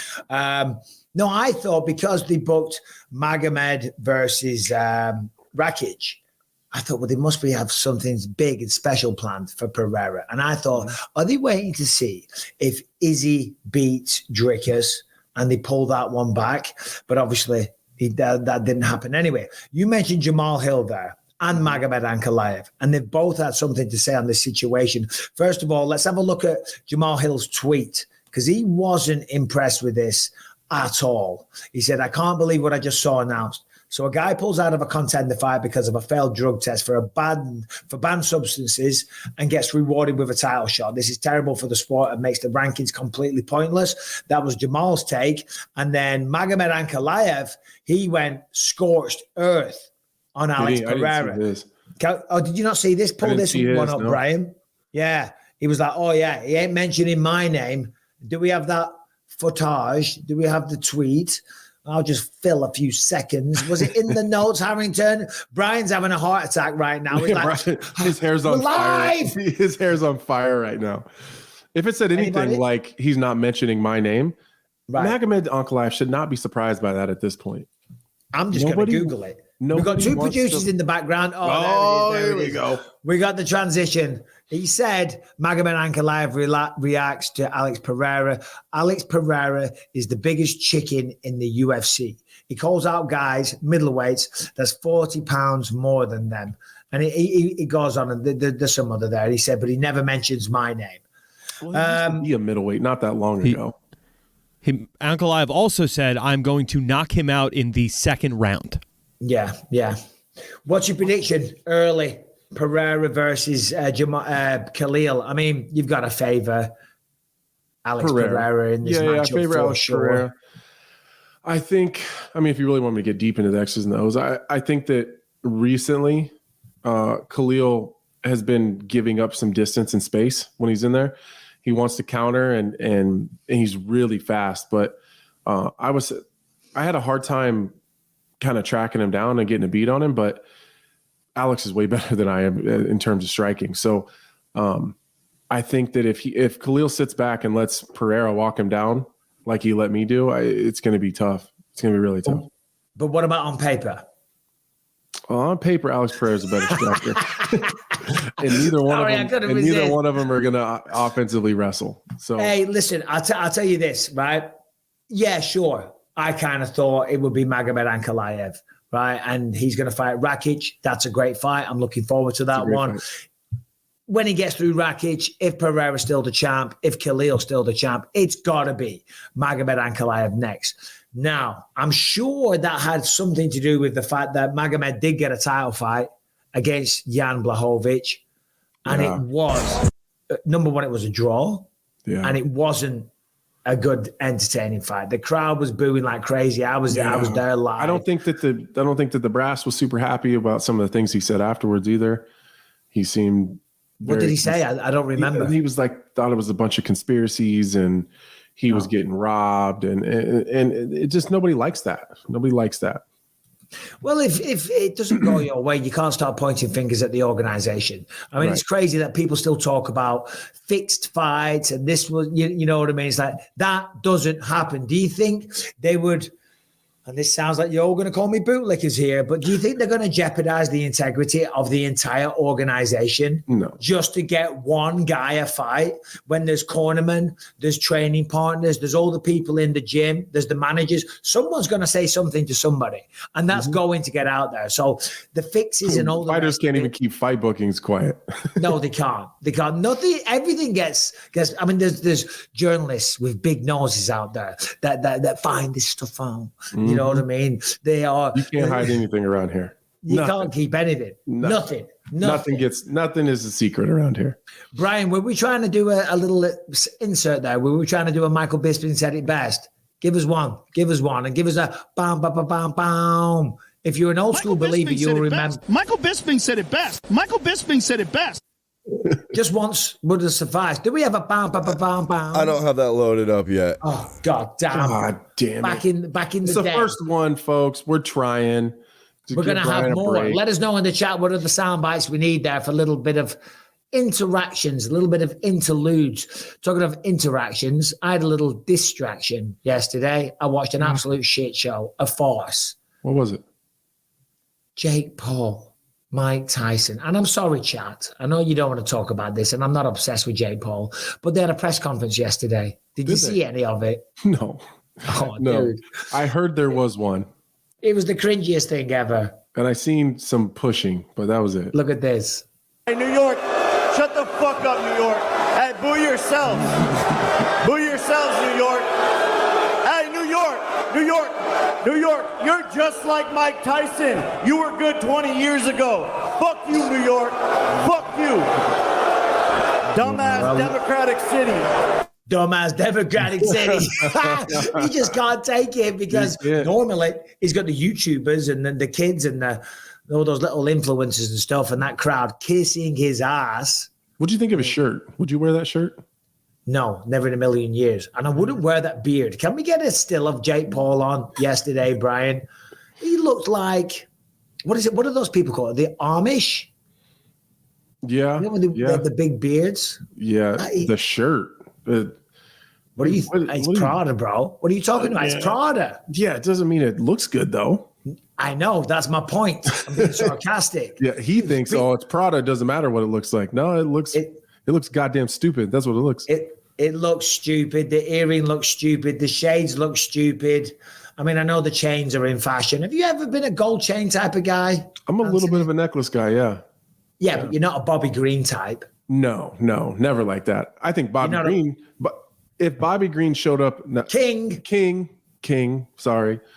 If King Green showed up somewhere I was and he didn't have a chain, I'd ask him if he was okay. Yeah. Because it's just who he is. What's your problem?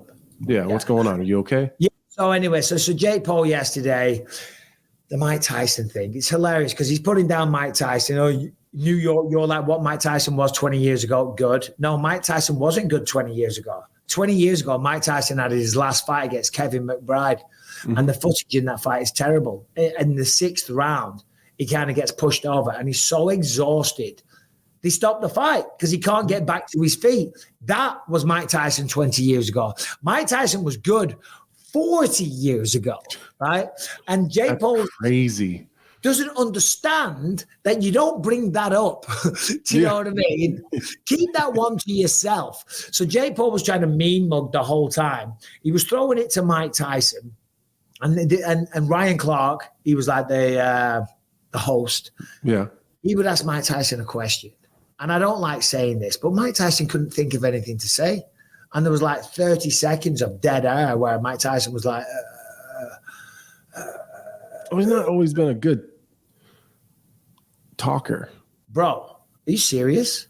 He went full Joe Biden, right? I'm telling you. Yeah, but he's never been super like real quick-witted with a lot of like, he's not charismatic.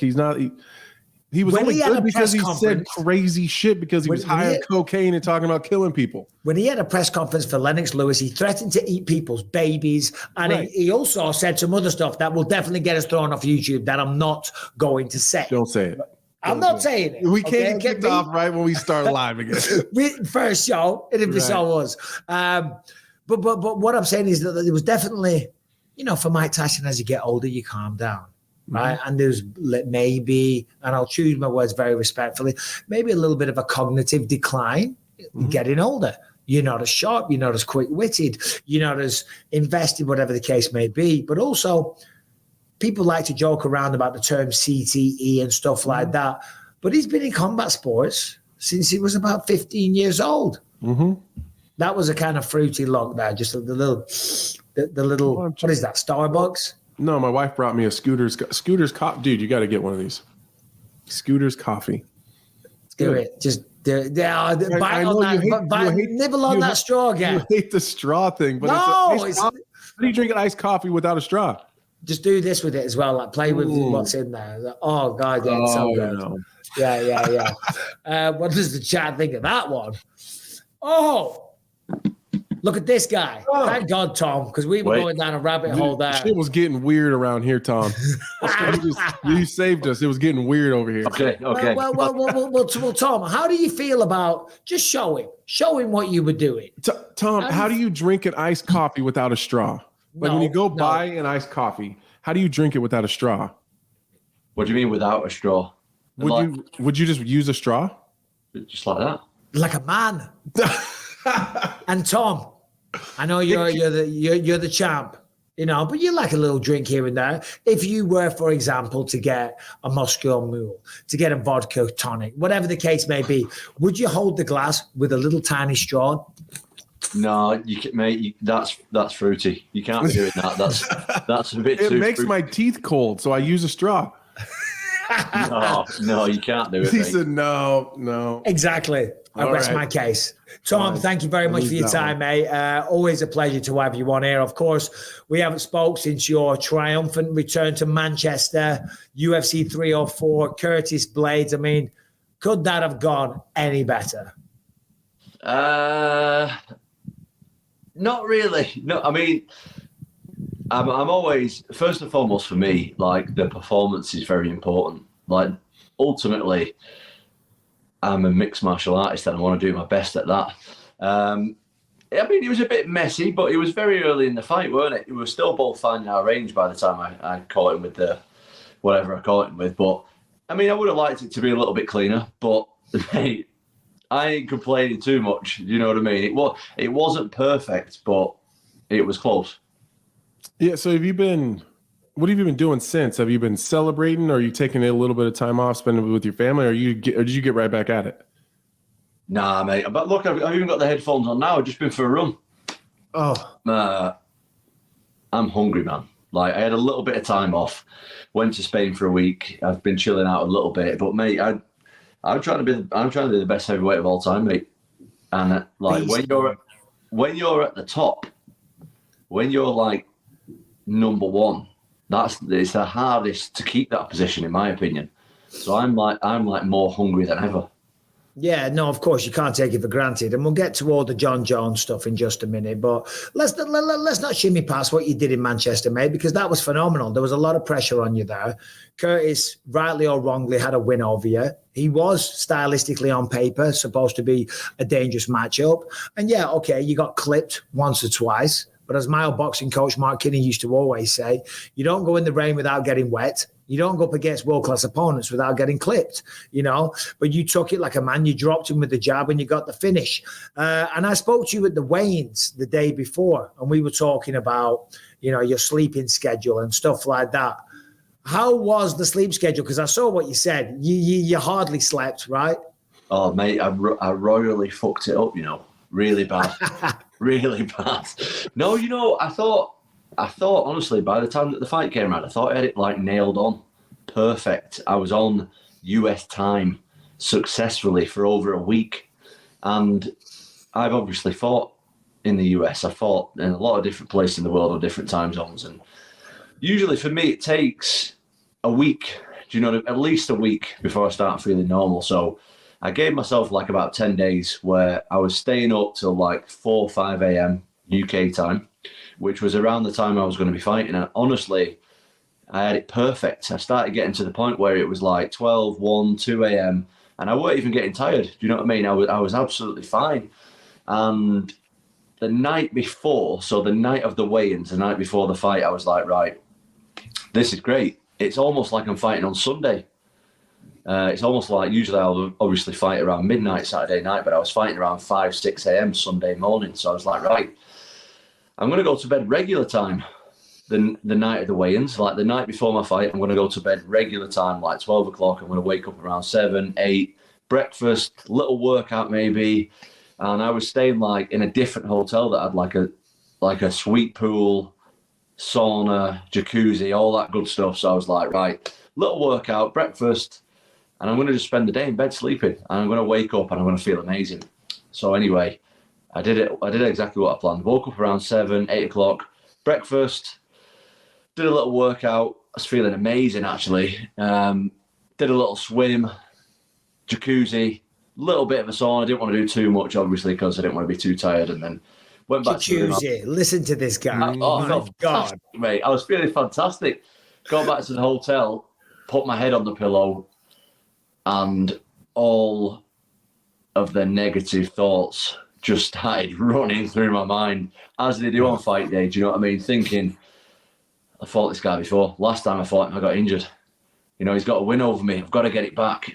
Oh, he's the best wrestler in the division. He's knocked this guy out. He's knocked that guy out. I don't want to get knocked out in front of 25,000 of my home fans. And this just, I mean, you guys know what it's like. I'm preaching to the yeah. Like the thoughts just build and build and build and build. Like on a regular day, like now, I can cancel it out, no problem.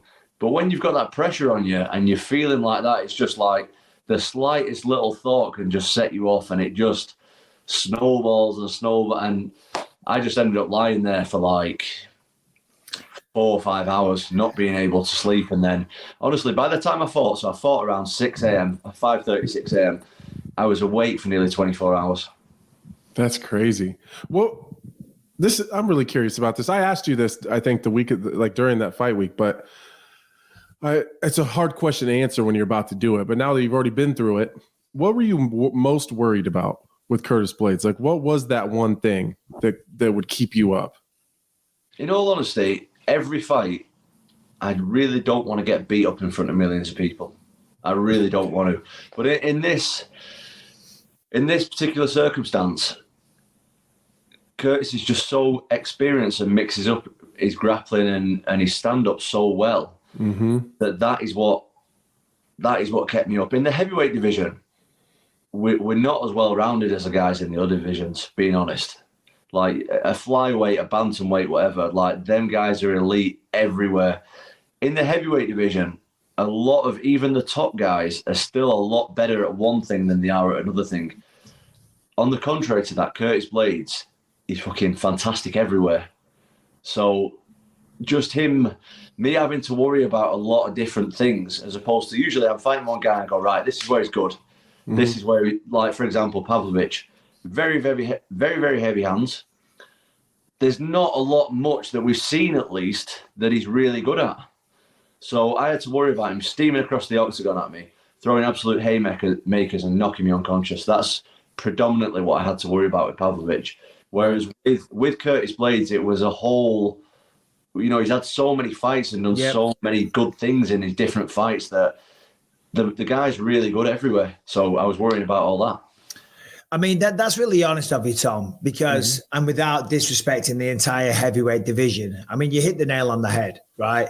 That's what makes you so different. That's what makes you so successful. And everyone said beforehand, don't just sit here and kiss Tom's ass. But this is why I've always thought you're going to do so well, because you are super athletic and well-rounded. And as you said, the majority of the heavyweight division isn't, like we saw Jairzinho and Tai Tuivasa at the weekend. You know what I mean? They haven't got many other paths to victory other than that one that we saw, So anyway, so congratulations on that. Well done. Beast Farm. You said you've been training. You were just on holiday, you little liar, in Spain. Right, so don't give me this 24/7, 365 bullshit. You were just living it up in Spain. You know you were. But I want to ask you about this. I'm not going to say that. I was living it up. Yeah, you weren't running every day in Spain. No, I wasn't. Yeah, good. Thank God. You're going to enjoy yourself, Tom. Get Joe Biden out of there. Stipe Miocic, get him out of there. It needs to be Joe Biden. Yeah, I'm sorry, Anthony. I know he's your friend. I'm just trying to get a fight. Yeah, it's fine. I didn't even when we talked about it on here like last week, I was like, okay, that was a pretty good line. I mean, I never have anything against anyone personally. It's just a sport for me. I'm just having a laugh. Do you know what I mean? But am I right though? Am I right or not? Because what the fuck's going on? What is going on? Like, you haven't heard anything about that fight happening or anything? I've heard nothing. So, like, they want me to be a backup fighter for it, but why are you giving a guy who's 42, however old he is? I mean, I completely understand, mate. I have the utmost respect for Stipe and what he's done in his career, and Jon Jones, on the contrary to what people might think. Respect them guys more than I can even put into words. But they don't fucking deserve to be fighting for the heavyweight title. Them guys are not the top of the heavyweight division right now. Let's not, Dana White and everybody else can say whatever they want. Them guys aren't the best heavyweights in the world right now. And I'm not saying that they've not had amazing careers, because I idolize them guys. I want to have a career like that. That's what I'm aiming to do with my life, is what they've done. But they're not the best right now. Right now, they're definitely not the best. So let's stop talking all this bullshit like they are. So recently, Jon Jones came out, and you saw it because I sent it to you, and it did the rounds online, and I wanted to get your response. Jones on an Instagram comment said he's going to retire at the end of the year, right? And I was very curious. And you text me back, and I said, can I say this publicly? And you said, yeah, go ahead. And I didn't, because by the time you'd responded, I didn't want to give our personal dialogue on a YouTube video. But I said, oh, Tom, look at this. John says he's retiring. Do you know what his response was, Anthony? What was it? He's a bit of a fanny, isn't he? Which I thought was nice. You didn't go scorched earth. You didn't talk shit. You're just like, oh, he's a bit of a fanny, isn't he? All right, well, I stand by that. I stand by it. But, well, Jon Jones, he was praying that I would lose that fight against Curtis Blades, mate. Praying that I would. Because there is nowhere that you can find publicly, nowhere, him saying that he will fight me. It doesn't exist. I challenge anybody watching this interview to go and find a statement, a quote, a video where Jon Jones is saying that he'll fight me after he's fought Stipe. It doesn't exist. The guy's smart. And, mate, the guy, we know he's a bit overweight these days. The guy was sat there, mate, with the Cheeto fingers or whatever, the Doritos on his fingers, with his iPhone in hand, waiting for me to get knocked out so he can start tweeting about it. Let's be honest. And since I won that fight, he's gone completely quiet. And he'll continue to go completely quiet about me until he retires, because there's no way on earth that he's going to fight me. Not a chance. I will retire Jon Jones without even fighting him. So, I mean, That's like one of the coldest fucking statements I've ever heard in my whole life. But that is sick. I will retire Jon Jones without even fighting him. That's the thumbnail.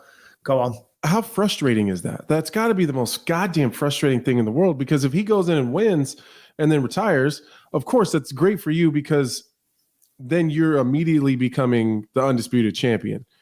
But just like people did to DC, like they've done in the past, that it's always going to be, well, he didn't win it from Jon, which is so unfair to you. And I think we talked about this last week or the week before, Mike, where I think it's super unfair, and it's got to be annoying. But are you, I guess, as part of you just like, okay, just hurry up and do it and get out of here so I can move on, or are you still holding on to some sort of chance you can convince him? You know, the way I look at it, I'm the best heavyweight in the world, and I'm not getting my credit for it. They're holding the belt hostage, mate, and Jon Jones is loving it. He's loving the fact that Dana White is getting on every interview possible.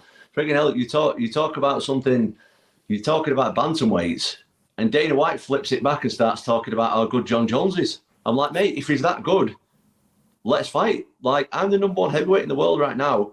Let's put it on the line and let's see who the man is, me or Jon. It's simple as that. It's not. I think a lot of people get it twisted about me disrespecting Jon and all that stuff. Mate, there's plenty of ammo out there for me to get online and disrespect Jon Jones. There's plenty of ammo that people know about Jon Jones and his personal life. And I ain't going there. I'm not about that. I'm the best fighter in the world, best heavyweight in the world right now. And Jon Jones isn't. And I'm willing to prove it. And he's not. That's what I'm about. I'm about being the best heavyweight in the world. As I said, it's well documented that Jon Jones isn't the best person in the world, isn't the best human being in the world. But I ain't going there. I don't want to go there. I don't want to make it personal. I want to be known as the best heavyweight in the world because I believe I am. And if he believes that he is, let's fight about it and settle it. Simple as that. Well, Tom, I can clearly see that you're fired up about that. And I do like to see it. And I understand why. And I understand exactly what you're saying, because you're right. There is so much history over the years with Jon Jones. You haven't touched any of it with a barge pole. And that would be like the immediate thing that a lot of people would go to. And that's, again, why I respect you as a human being for not doing that. And even at UFC 3 or 4, when you won, you just went, hi, Jon. You didn't give it the big one. You didn't get on the microphone and talk shit, call him a coward or any of that. You still kept it respectful. And I think that's why ultimately people look at you and, you know, you have got a large support on your side. And a lot of people kind of also frustrated with your situation. So we spoke in Manchester briefly, and you mentioned it just there. So you're going to be the backup fighter for the fight between Stipe and Jon. Is that confirmed? Yes, mate, that's confirmed. And I will jump in on 1 hour's notice if I have to and beat either of them. So my question for that, though, is, do you, and I don't blame you, mate, and I don't doubt you for a split second. Look at what you did to Sergey on 2 weeks' notice with an injury. But is there a little part, is there a slight risk, and I'm just asking for the sake of conversation, that because you're not the guaranteed fighter, you're only the backup fighter, that you don't train quite as hard, and then maybe you get stepped up last second, last minute, and you've kind of half-arsed it in camp? Absolutely not. I am not one, mate. I will be more prepared for that fight if it happens or not than I was for my last fight. Every training camp, mate, I'm getting more and more mature. I'm learning more and more. I'm getting better. I know how to prepare more. I know who to train with and what to train and how my body feels and all that stuff. And mate, I have never, ever, ever been as focused in my life as I am right now. Like, I will, as I said, mate, I will step in, put the gloves on, take my shirt off and fight these guys on an hour's notice if I need to. Which guy would mean more to you to beat? If you take the belt out of it, take the title belt out of it, which one would mean more?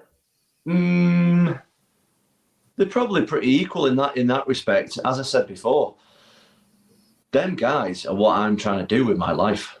Do you know what I mean? I'm trying to be on their level of status. Do you know what I mean? I want to be one of the greatest of all time, if not the greatest of all time. Who do you look up to more? Well, I look up to Stipe more because don't make me say it, Anthony. Don't make me say it. Well, no, even say what? Say what? I want to know. Well, Well, I don't mean like personally. Let the man speak. Okay. I want to hear this. If there's anything about drug tests going on, then, I didn't even think of that. I wasn't thinking of that either. That's a bit of an asterisk next to your name. Do you know what I mean? If there's a drug test going on, same as when people talk about Anderson Silva being the best of all time, he definitely was, but there was definitely some other stuff going on there. Yeah, there's some questions. Fair. Yeah. I've always said that I thought that your style and your game is the next evolution of what Stipe kind of was. Like, great boxer. He's for his size, he's fast, crazy power in his hands, fairly mobile, can wrestle, like you're the next evolution of that. You're just, I've always said, I thought you're the way better version of Stipe if you add in the jiu-jitsu and the kicking game and stuff like that. So I thought maybe Stipe would be the guy that you probably would align more with in terms of just watching him fight. Yeah, of course. And I mean, I don't know either guy personally, but Stipe seems more my type of human being. He is. Jones. Tom, one thing that I'm picking up here is because, obviously you're very happy with your success. You're confident in who you are and comfortable with who you are and where you're at. You became the interim champion. You've just defended the interim champ. But now it's really seeming like this is now pissing you off. Whereas before, you were so... Don't take this the wrong way. You see, you were so happy and grateful for the situation that you were in, but now it seems that it's pissing you off that you're not getting a chance to unify the belts and truly say, I am the undisputed. Am I accurate in thinking that? Yes, you are. It is pissing me off. I don't like to fucking complain because everyone's like, oh, you're crying about this, blah, blah, blah. Mate, there's 6 guys in the top 10 who I finished in the first round. Just let that sink in for a minute. Oh, geez. 6 guys in the top 10 have finished in the first round. I just beat the number 1 contender, who is Sorogan, and the number 1 contender before him, who was Sergey Pavlovich, in a combined time of 2 minutes and 7 seconds. 2 fights. So it's like, fucking John's not doing that. He beat one guy, Sorogan, who didn't want to be there 2 years ago. Yeah. And he's walking around calling himself the real champion. Granted, he's having an amazing career. He's been a champion most of his career. Not a heavyweight. I'm the guy at heavyweight. Not him. Me. So I want to be recognised as the best. I've got the real belt. I'm the one defending. He's defending against a 42-year-old Stipe Miocic with 1,000,000 miles on the clock. If you want to be the real guy, you have to fight me. I'll tell you what, Tom. This is the first time I've seen you like this. I like it. I like it. But I tell you, I don't want to be stuck down a dark alley with Tom and he's had 6 Stellas and I've pissed him off because I've said something like a little bit wrong that he doesn't like in an interview. And I get this version of Tom in my face because whenever I'm around Tom, I'm always like, come on, Tom, I'll take you. I'll single leg you. This version of Tom, I'm like, fuck that. I'm out of it. Security. How was the holiday, Tom? Oh, it was fantastic. It was good. It was really, really good. We just got a villa and stuff. And just chilled out, man. We didn't do nothing. Where'd you go? Just went to Spain. Yeah, just. Yeah, it's a big country. Where in Spain? Yeah, it was like near Valencia. It was beautiful, man. Really, really nice area. It was just everything was chilled and nice. It's perfect. Given that we're all working class people, and fighting gives us so much. And of course, now, Tom, you're at the top of the sport and you've just got that final tiny little bit, that little formality to take care of, whether it's Jones or Stipe, but you're the heavyweight champion of the world. With that comes great reward as well. How does it feel now? And I know you're not a materialistic guy, you're just not, but to now have financial security and to know that the path in the future is nice and rosy and you can give your family the things that they need and take care of them the way that a man always wants to. How rewarding is that for you, Tom? That for me is probably, it's one of the best bits, if not the best bit. Do you know what I mean? Ultimately, I really, unlike a lot of guys at the top, at the real top of the division, like I really actually enjoy fighting. Like I really love the process of training, getting ready for it, the mental side of it. I love it. I love being at an event waiting to get your hands wrapped and waiting to walk out there and fight and not knowing what's going to, like, I love that. But as you said, the financial security for sort of someone like me, who I never had nothing, like in terms of money and all that stuff. Like you said, I'm from a working class place with a working class family, and there's nothing that, you know, it's never been. It was never what was driving me, but now I've got it. It's amazing. Do you know what I mean? Just to be in a position to, like you say, I don't really have to really worry about money anymore, which is amazing, because for so long, mate, when I was like on the come up to just to get to the gym, like I had to worry about how am I going to like put fuel in my car to drive to the gym for a long time. Mm-hmm. For a long time, I had to do that.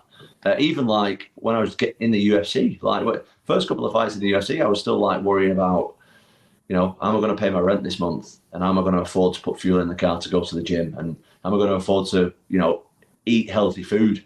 Healthy food's expensive. Mm-hmm. Am I going to afford to buy a protein shake and get a massage and do it, like, you know, do all the stuff that comes with being a professional athlete? And also, I had by the time I was 25, I had 3 kids. I didn't have no money. Yeah. I have fucking no money at all. Zero. Zero. No, mate, like a lot of us, I mean, for me, it was only about the money, because I was sick of having nothing, sick of having stupid, petty arguments with my wife every time she'd go shopping and spend too much and buy like the brand name stuff and all the rest of it. And then the bills come in. And then, of course, not being able to buy the kids nice clothes and go on holidays and all the rest of it. Has it sunk in though, Tom? Because for me, for a while, I still felt it was a long time before I allowed myself to kind of like, you know what? I've made it. I've done it. Yeah, I think it's still sinking in for me, personally. In all honesty, though, I don't really live too different than what I did before. I've got a nicer house and that, and like I'm more, I don't have as many money worries or anything like that, which is a big worry, of course, especially when you've got children. But I just basically live the same, really. I don't do anything like bougie or spectacular. Do you know what I mean? I do the same shit every day as I did before. So, but it's nice when I do get to sit back and think of it, which is not very often. You know, we're busy people, aren't we? Everyone's got shit to do. Mm-hmm. Everyone's got kids to run around for. We've got to be at this event and that event, and then train twice a day and do all the rest of it. I don't get much chance to sit back and think, but when I do, it's pretty nice. Yeah. What's the one thing that like maybe you want to splurge on and do some, I don't know, I call it rapper shit. You know, rappers get rich and famous and they buy something ridiculous. What's like that one thing that maybe you want to and you haven't pulled the trigger on? Do you know what? I've got a nice car. I've got a Range Rover, and it's really, really nice. But I was thinking recently, shall I just buy a new G-Wagon? Don't do it. Don't do it. Well, wait. In fact, no, do go it. Buy it. Go buy it. I was going to say, look, listen, right? The amount of money I've wasted on bloody stupid cars over the years, right, that I shouldn't have done. But you're the heavyweight champ. You're probably making millions of dollars per fight. So you know what? Treat yourself. I don't know. You know what? I've still got that thing. Like, I have the same friends as I had when I was 10 years old. You should.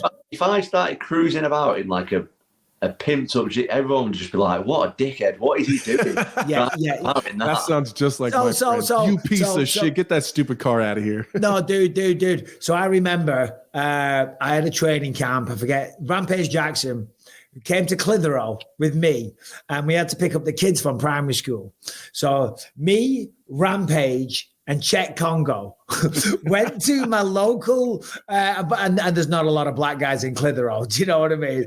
And they're like, Rampage has got the chains on, Czech Congo's gigantic, do you know what I mean? We pulled up at the outside, you should see these schools, Anthony. You can't picture it, little Victorian, like prim and proper, like little school in a village, you know, in North England. I pulled up in some fancy, I think, was it a G-Wagon, like a Range Rover or something, with Quinton Rampage Jackson and Czech Congo and people, and we got the hip hop trying to pick up kids. We're picking up my kids, and it was like, Who's this dickhead these days? Look at him. Right, Tom, listen, we've taken up enough of your time, mate. Thank you very much. I'm proud of you, Tom. Congratulations on all the success. Genuinely.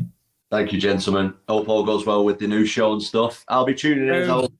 I'll be tuning in. Awesome. Oh, the YouTube stuff, Tom. You're smashing that out of the park as well. Yeah. Well, make sure you tune in this Thursday, Tom Aspinall official. It's going off. It's going off this Thursday. What are you doing? Are you slapping back?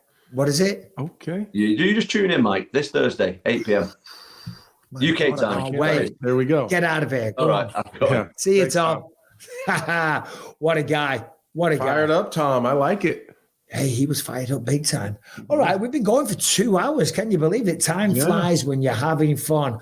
Do we have any chats in particular that we need to get to? Harrington and Brian, jump on the show. And well done to thank you, Tom and Brendan Loughnane, for joining us. We got any good questions or chats that we need to get to from the live chat? I got 2 questions from the emails, and we do have a pile of super chats. All right, run through some super chats, but we'll make the answers kind of brief. Go on, let's go. Rapid fire super chats. Go. There we go. First one's up. Do a Tales from the Octagon again in Birmingham. Will do soon. Got to organize it all. It's a big thing. Giovanni Perez. I'll say it. You just bring them up. Me and Anthony. We're live. Giovanni Perez. Let's go. My man. Jakers. Hey, that's okay. I got a little bit shorter. My hairline's getting worse. Billy Barham says the best MMA podcast by far. Well, there's a smart guy. Thank you. I'll just read the. I was reading it. I wasn't looking at you. I can read it. Nick Giordano gives us a tenner. Congrats on both of your success. You're next up, Anthony. You're next up. You're going to be quick. All right. Ryan said Yuri was talking about moving to 185. Izzy versus Yuri. That's exactly what he called it. Mike. Yeah. Already called it, Ryan. Axel Clark. Would Izzy have been as humble as Dricus in victory? Unlikely. Unlikely. Definitely not. I don't think so. Giovanni Perez Herringbone with the shout out. Charles Hooker versus Tony. Yep. See? Anthony Smith shout. Hooker versus Max. Lil Lou. Hooker versus Max for BMF title after Max fights Tapuria. I like that one. Bowling. I'm just worried about if Jon Jones can come back from ripping his pec. The long recovery time, strength and mobility lost. I'm wondering if he will still be able to be competitive. And that is what we're all wondering, Joseph. Yeah. Hey, Anglo-Saxon. Hey, champ. Hey, Anthony. Having a rough time at the moment. You too. And this community. Proper cheered me up. Thank you. Well, you know what? And that's one of the things that we do like and do some of the comments that we do get, Anthony, because there's always trolls online, but we get some lovely comments and DMs, don't we, Anthony? Yeah. And it makes me feel better that we can come on here. Sometimes we're just talking about a bunch of bullshit, but if it's uplifting anybody or taking you out of your regular day-to-day life that's bugging you, that makes me very happy. Yeah. So we appreciate Thank you very much. Alex DDP, meet in the middle, 192.5 pounds. Not going to happen because it's pointless and the UFC don't do catch weights. Fallout says, what's the point of the interim belt if you don't get the next title shot? And Dana said nothing is deserved when he's an interim champion. Well, I think that's exactly what Tom is all fired up about. And my point where I said Tom kind of knew the deal and he's got to wait. I feel like I'm backing off of that a little bit. Once he's defended it one time, we're kind of running up to that point now. Well, I'll tell you what we're going to do. Everyone knows Tom is the real champ, but I'll do the rest of these on a little bonus video for the channel because we could be here. There's just 2 more. Day. Oh, there's 2 more. Let's go. Come on, then. I thought they're not stopping. I'm like, Anthony's like, we're getting out of here. I'm good. He's so special. Commitment, heart, will, determination, having his nose fixed, being from South Africa, mate. The fact that he's the only guy to can you do a South African? I can't do a South African. No, can you do one? I can't do any accents. Mate. That's a hard one. I can't it's do like South African. It's like slow Australian. I can't do a South African, mate. It's a little bit like this, yes. A little bit like this.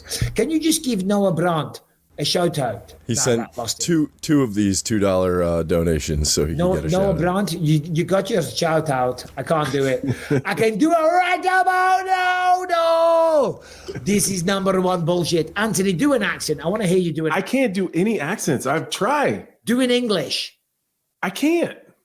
I'm telling you. I'm telling you, man. I'm doing an Anthony Smith right now. I can't do that, bro. I worked hard enough to get my country bumpkin accent to go away that I'm just stuck with where I'm at. I've been working with a voice coach. Why? 45 years old. And I still don't talk properly. Are you serious? It's crazy. I think you sound fine. Well, yes, because everybody can understand me, of course. But so for the acting side of things, they wanted me to work on an American accent. And the person that they got, she's fantastic. We're not even talking American accents. She's like, as soon as I started talking, she was like, whoa, stop. What are you doing? And I'm like, what do you mean? She's like, you don't breathe. I don't breathe when I talk. You're supposed to breathe. And I said, you know why? Because I talk so fast and I'm trying to butt in. You're like, I got so much to say. Yeah. And you all need to hear it.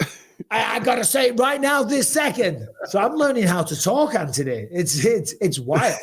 I can't believe you haven't even made it to the American accent yet. She's just teaching you how to speak in your own fucking accent. She said it's like nails going down a chalkboard, listening to your talk. No, because I do lose. Yeah, she did. Oh, that's cheeky cow. No, because my commentary, podcast, YouTube stuff, acting, anything. That's all I do is talk. Yeah.